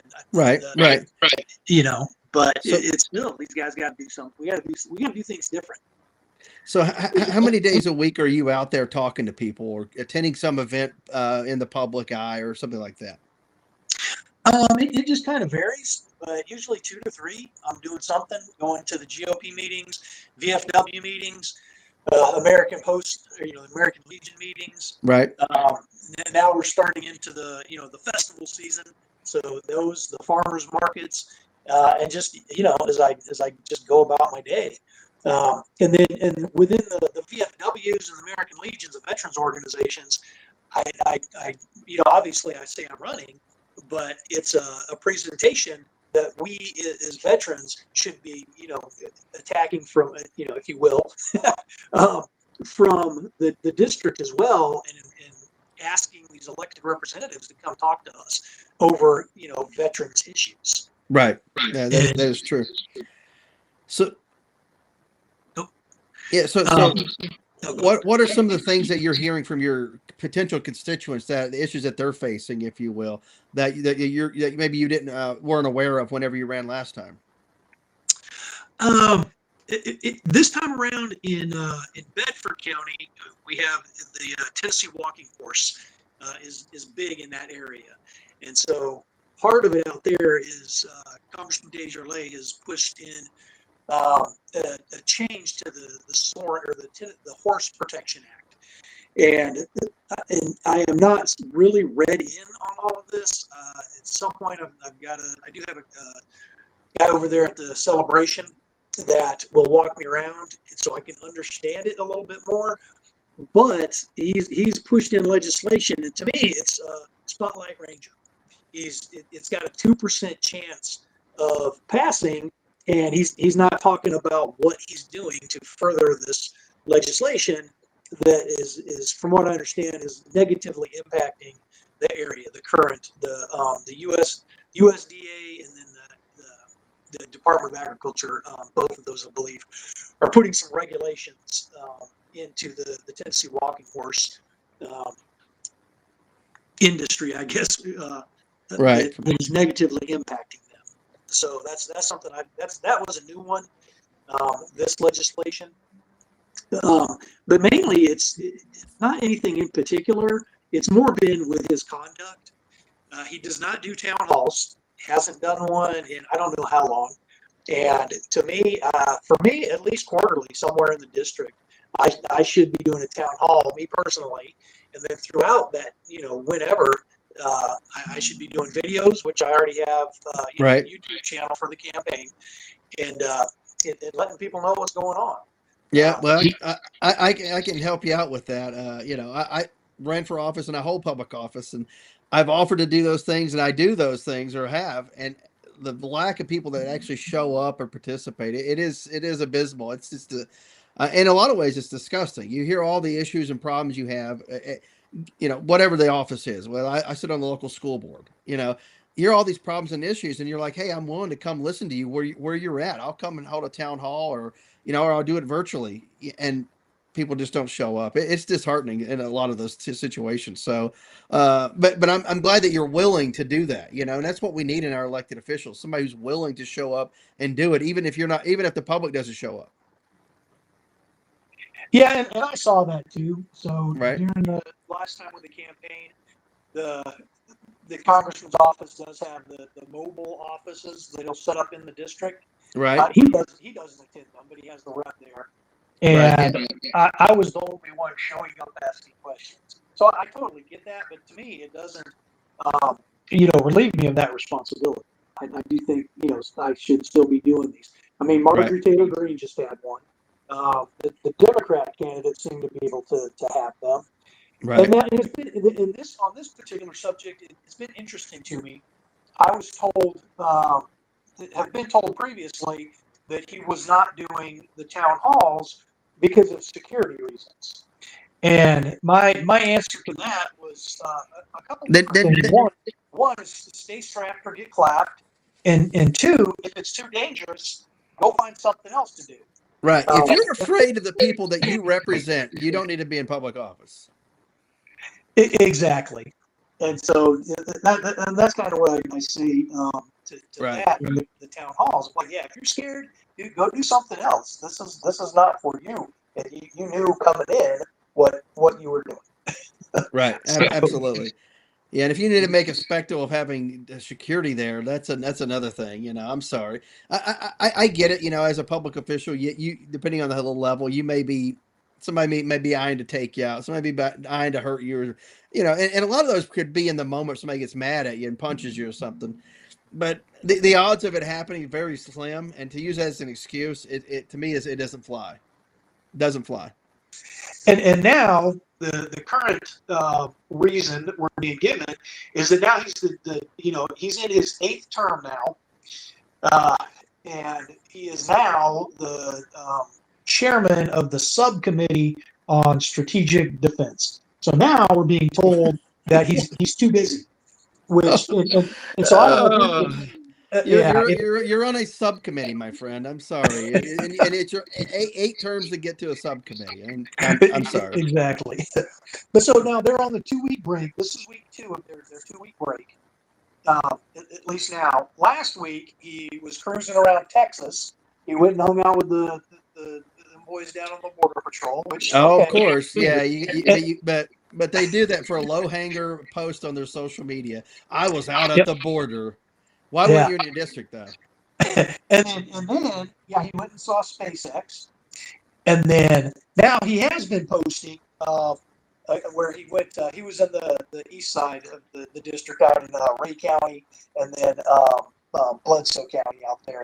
But it's not town halls. He's doing tours. He talked to one of the county mayors, and I think the other one was a school out there in Ray County.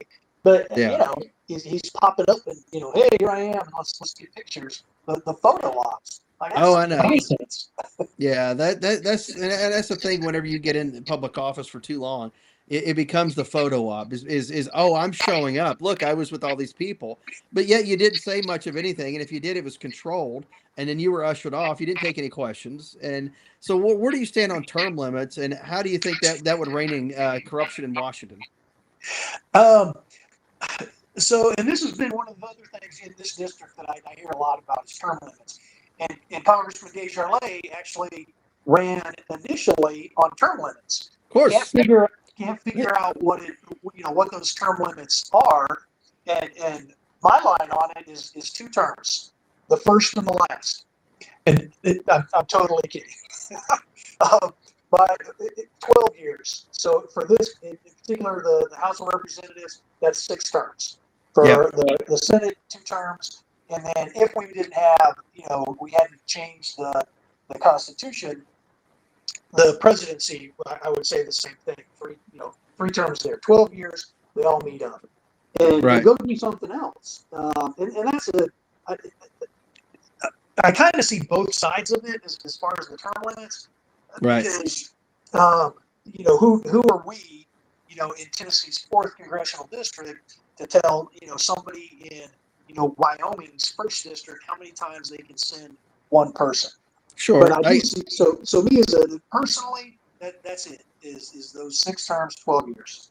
And then Right. I'm out the door because you get into that run, it's time for a new set of eyes. So, Right. do the handoff with another conservative or, but, I heard you guys talking about old Dick Durbin there. It's like, Yeah. kidding me, dude.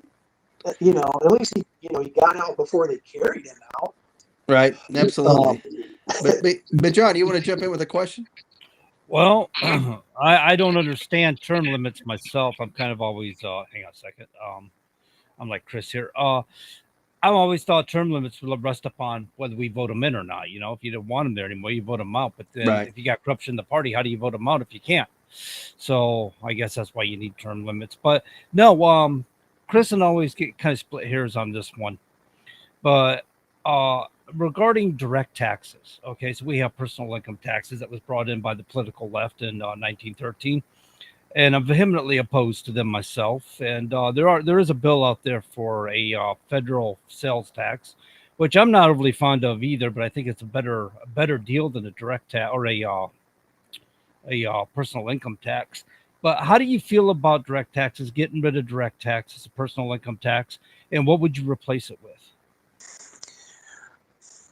Okay, so yeah, we're talking about the 16th Amendment, which was a total sham job on us. And my first line of thought on that is get rid of it, because now we have no choice in it, or very little choice in paying that, and it wasn't the original design. So the 16th should go. That would be a super heavy lift. So ideally, we get rid of that, and yes, we go to the nationwide sales tax. If we can't do that, then let's codify. I came up with only a 3 or 4 page document. Super easy. Like 3% on your earned income, and less on a passive or invested income. It's crazy how much we pay in taxes. Everything is taxed. But then on the other side of that, then you make the government live within its means, and that's how it has to be. And that would help, us as citizens, and it's with a lot of things too. But for income in particular, get rid of that. Go to a national sales tax, and then compel the government to live within its means. Do you I got to do this again. Do you feel like tariffs would be a good replacement? That's what we had before personal income tax, or do you think tariffs would be too much of a hindrance in global economy and stuff that it really can't stand? And also, do you think maybe another substitute instead of a national sales tax would be charge businesses their tax, and you pay that tax through your consumption, through your purchases? The tariffs were how we were set up originally. I think we're seeing them being used very effectively now. I know that I think the Senate was starting some stuff, but it's like you guys, you pushed all that authority over to the executive branch to allow the executive branch to do all this stuff, and now you want to get mad? Ridiculous. But I think they're being used effectively and should be left in place. And we do need to use them in a manner to protect some of our industries, to keep it here from a national defense lens. Because if we can't produce we're fighting stuff, then it's going to be a bad day for us if we're dependent on China for some things, or Taiwan for the chips. If that's our sole source for our computing power, that's bad. And I think we saw that during the pandemic. So so the tariffs are okay, and the sales tax. Gotcha.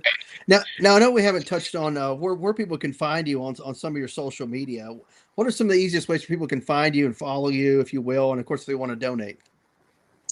The place to donate is winred.com.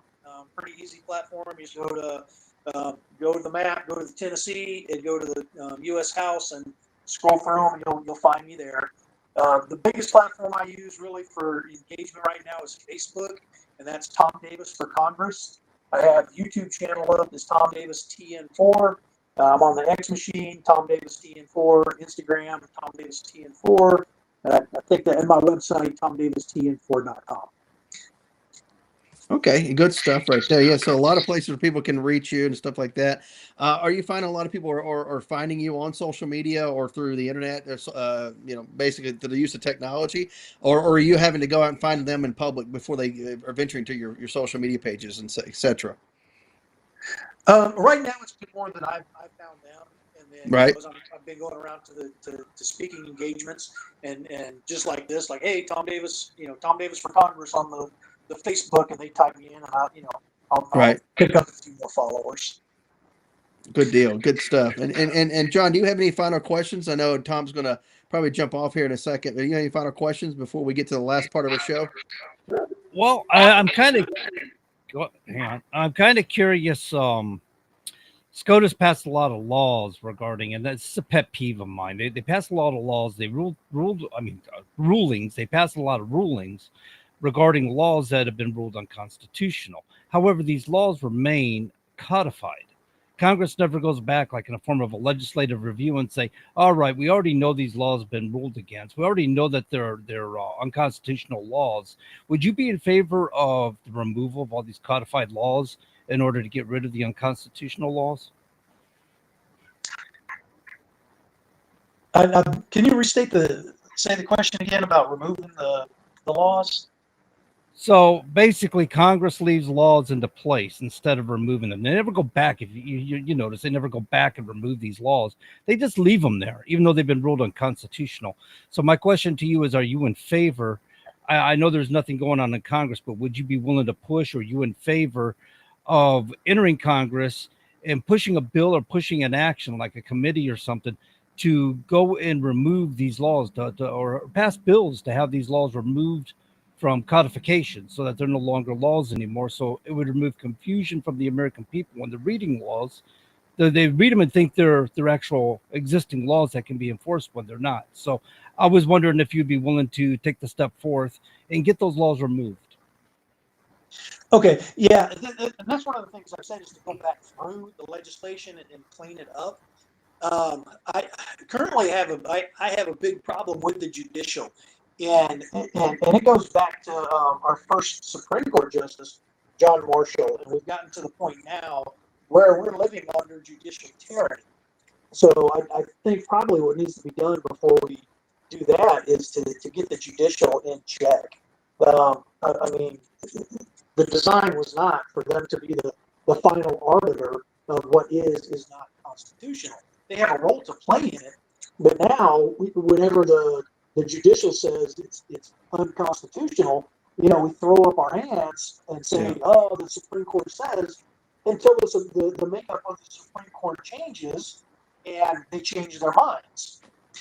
So I think we need to kind of rework this through the judicial, get these guys in check, maybe legislation to clarify their powers and their roles, especially at the district judge level. And then we can go back and address some of these laws. As an example, I'll use Roe v. Wade. That was the law of the land for 50 years until the court changed and a case came up and they put it back to the states. And now that's the law of the land. And case after case, all the way back to really right at the founding. The judicial branch has been clawing power that it doesn't have. The judicial review is something that John Marshall made up, and we take as a thing now. Right. So I think that's more. But to answer the question, yes, let's go look at these laws and really see if they're constitutional, where we're at with them.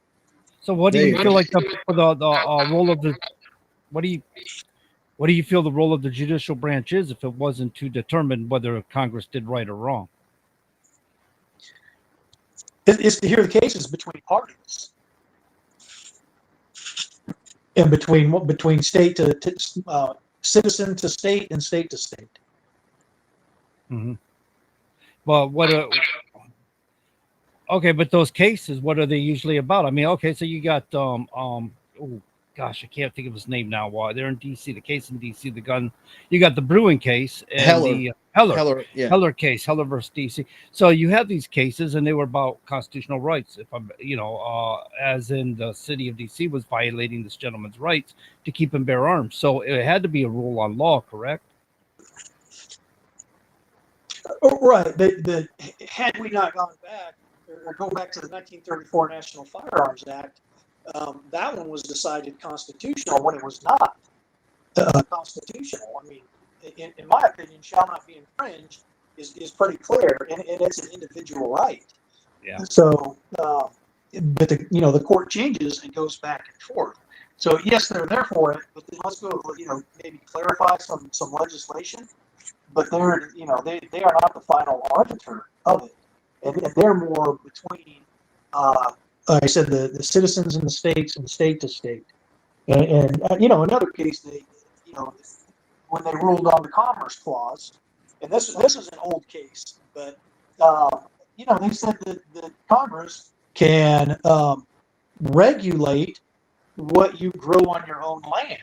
It was 250 bushels of wheat this dude grew on his own land, used it on his property, that they said because it could affect, because now he's not buying it from somewhere else. Right. That's feed. He was growing his own nonsense. feed. Yeah. Yeah.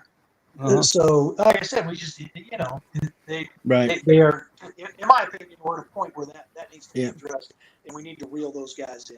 Yeah. All right, Tom. We're down in the last 10 minutes here. We're going to wrap up our show here in a few minutes. But any final thoughts that you have, and where can people find you once more, if you don't mind? Sure. Final thoughts is if we keep doing what we have been doing, we're going to keep getting what we've been getting, and that's the road to ruin.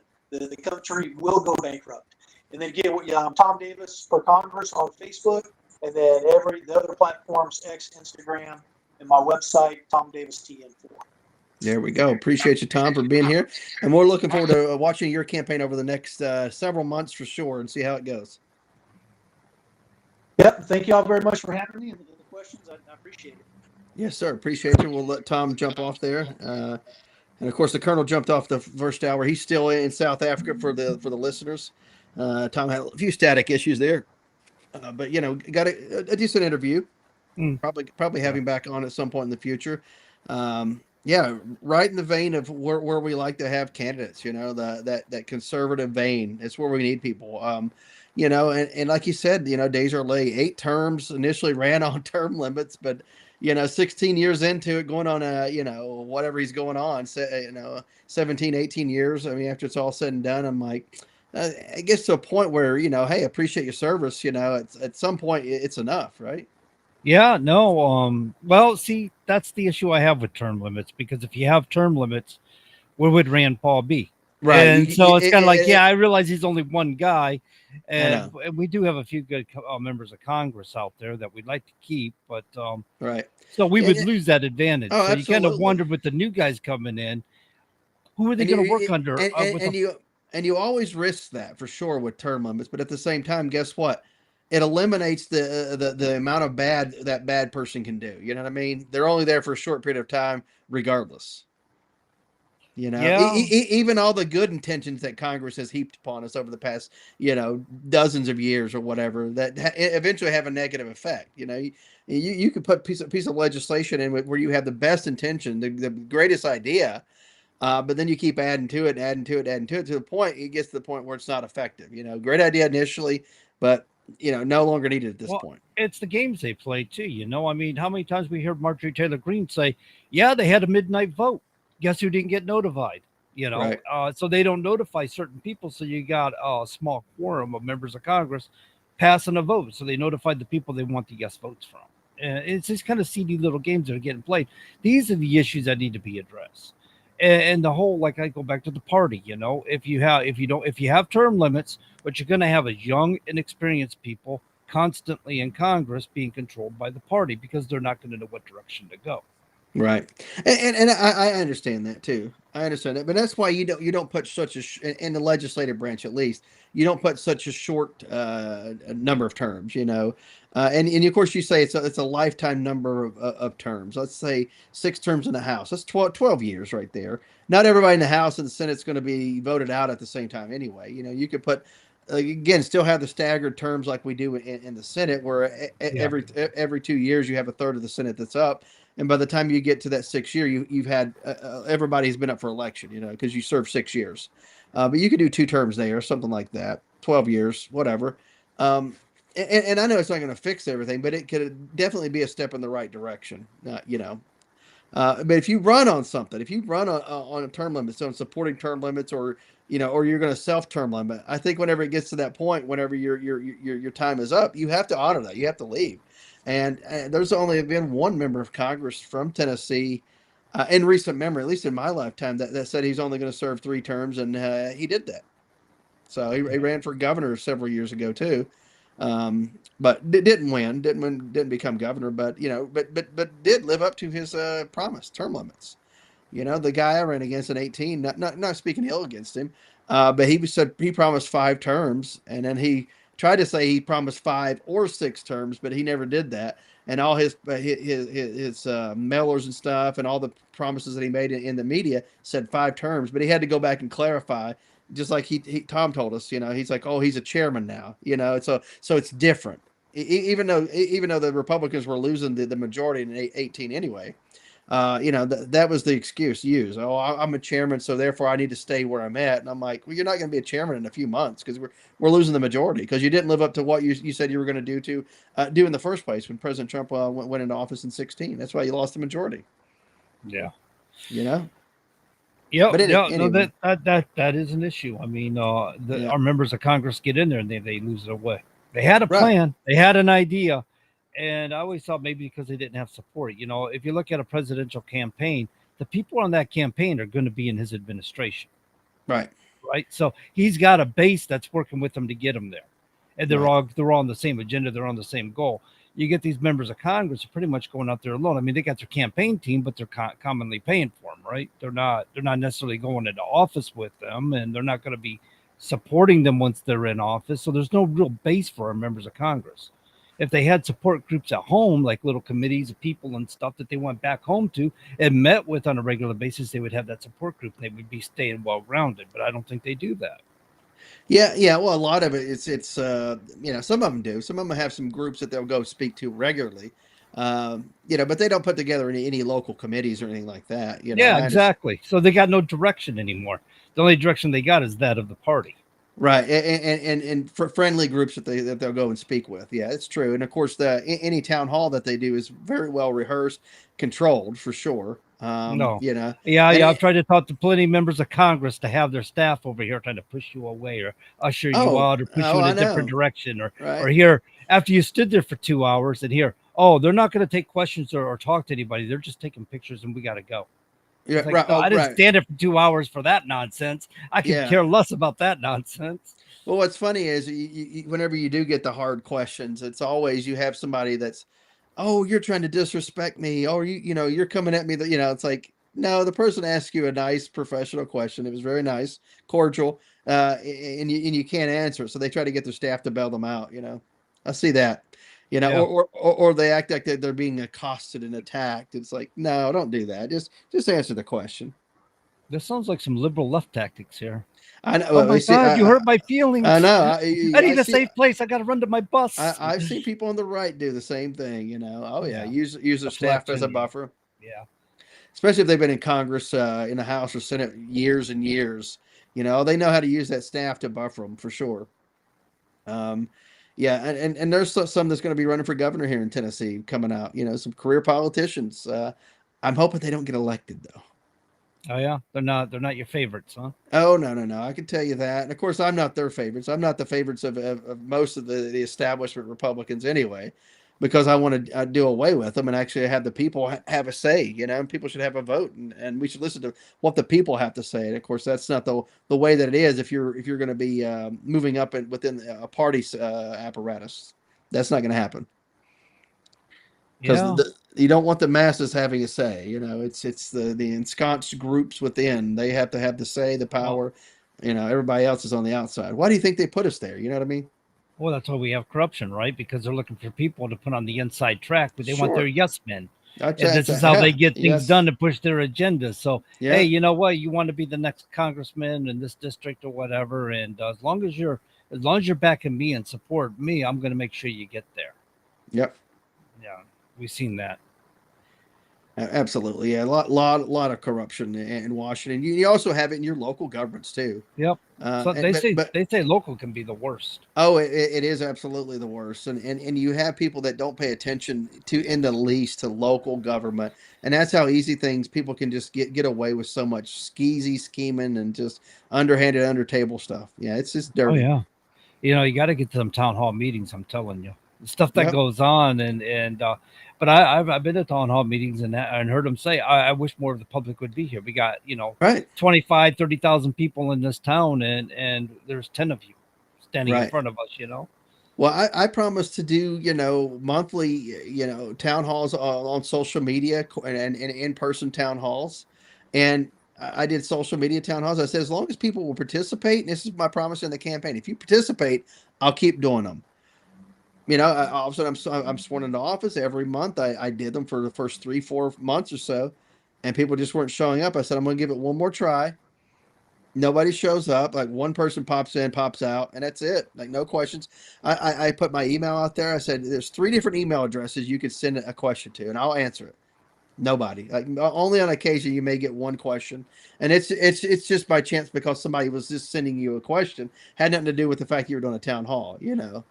Right. And then and then I've offered to do like an end of the school year's coming to an end. I've offered to do an end of the year in-person town hall. I don't know if I'm gonna get any takers on that. What I'm probably going to do is just plan one, hold it, and if nobody shows up, be like, hey, I was there, willing to listen to you. You can't come to me, next year or next election if I happen to run for re-election and say nobody listens to us. It's like that's BS. That's BS right there. No, it does stink though when you're making the effort, right? And they won't listen to you. Or they blow listens you off. to us. I didn't see you at the school board meeting. I didn't see you at any of the town halls on any of the social media. Didn't see you reach out to me. Nothing. So you can't make those claims anymore. Sorry, doesn't work. Not in the 5th Board of Education district in Sullivan County, Tennessee. I mean, at least I got that going for me, right? You can't say that I'm not willing to listen and make an effort, right? You can't say that. So, well, since you've been there, have you noticed any changes or any new direction that the Board of Education is going? Well, not so much the board. The board's made up of 7 individuals, but the department to a degree. I think there's people that know that I'm keeping an eye on stuff. That I'm very observant. I may not be in your office looking over your shoulder, but I am a very observant, and I'm about, reading out the corruption, weeding out the underhandedness, things like that, living within our means at the same time, not telling somebody we can get by on this budget and then coming back, months later and asking for millions more behind this. That's not the way to do business. We should do business out front and forward. And that's what I'm about on the school board. But I'm still learning a lot for sure. There's still a lot to learn to pick up. I'm not going to pretend like to be an expert on day one, but I'm still working toward it. Yeah, well, it's still going to be what it is, and it's always going to be hard to get new direction. It takes time. Right, absolutely. New direction. But you got to get those dirty books out of school, man. They can't be putting that DEI and that nonsensical kids how to have sex in the 4th grade books. That's ridiculous. Yeah. Well, we have less of those issues in our school than a lot of other places. That's for sure. Oh yeah, you're not in Illinois, are you? No, not in Illinois. How much time we got there? I know you're looking. Oh, just matter of seconds. Seconds, folks. You're listening to the Common Sense Conservatives right here on WSM 1590 AM and 95.3 FM. We bring you back to reality every Wednesday night from 7 to 9 Eastern. Listen to us at wsmn.live. That's Whiskey Sierra Mike November.live. And we'll talk to you next weekend. Till then, God bless. Be careful.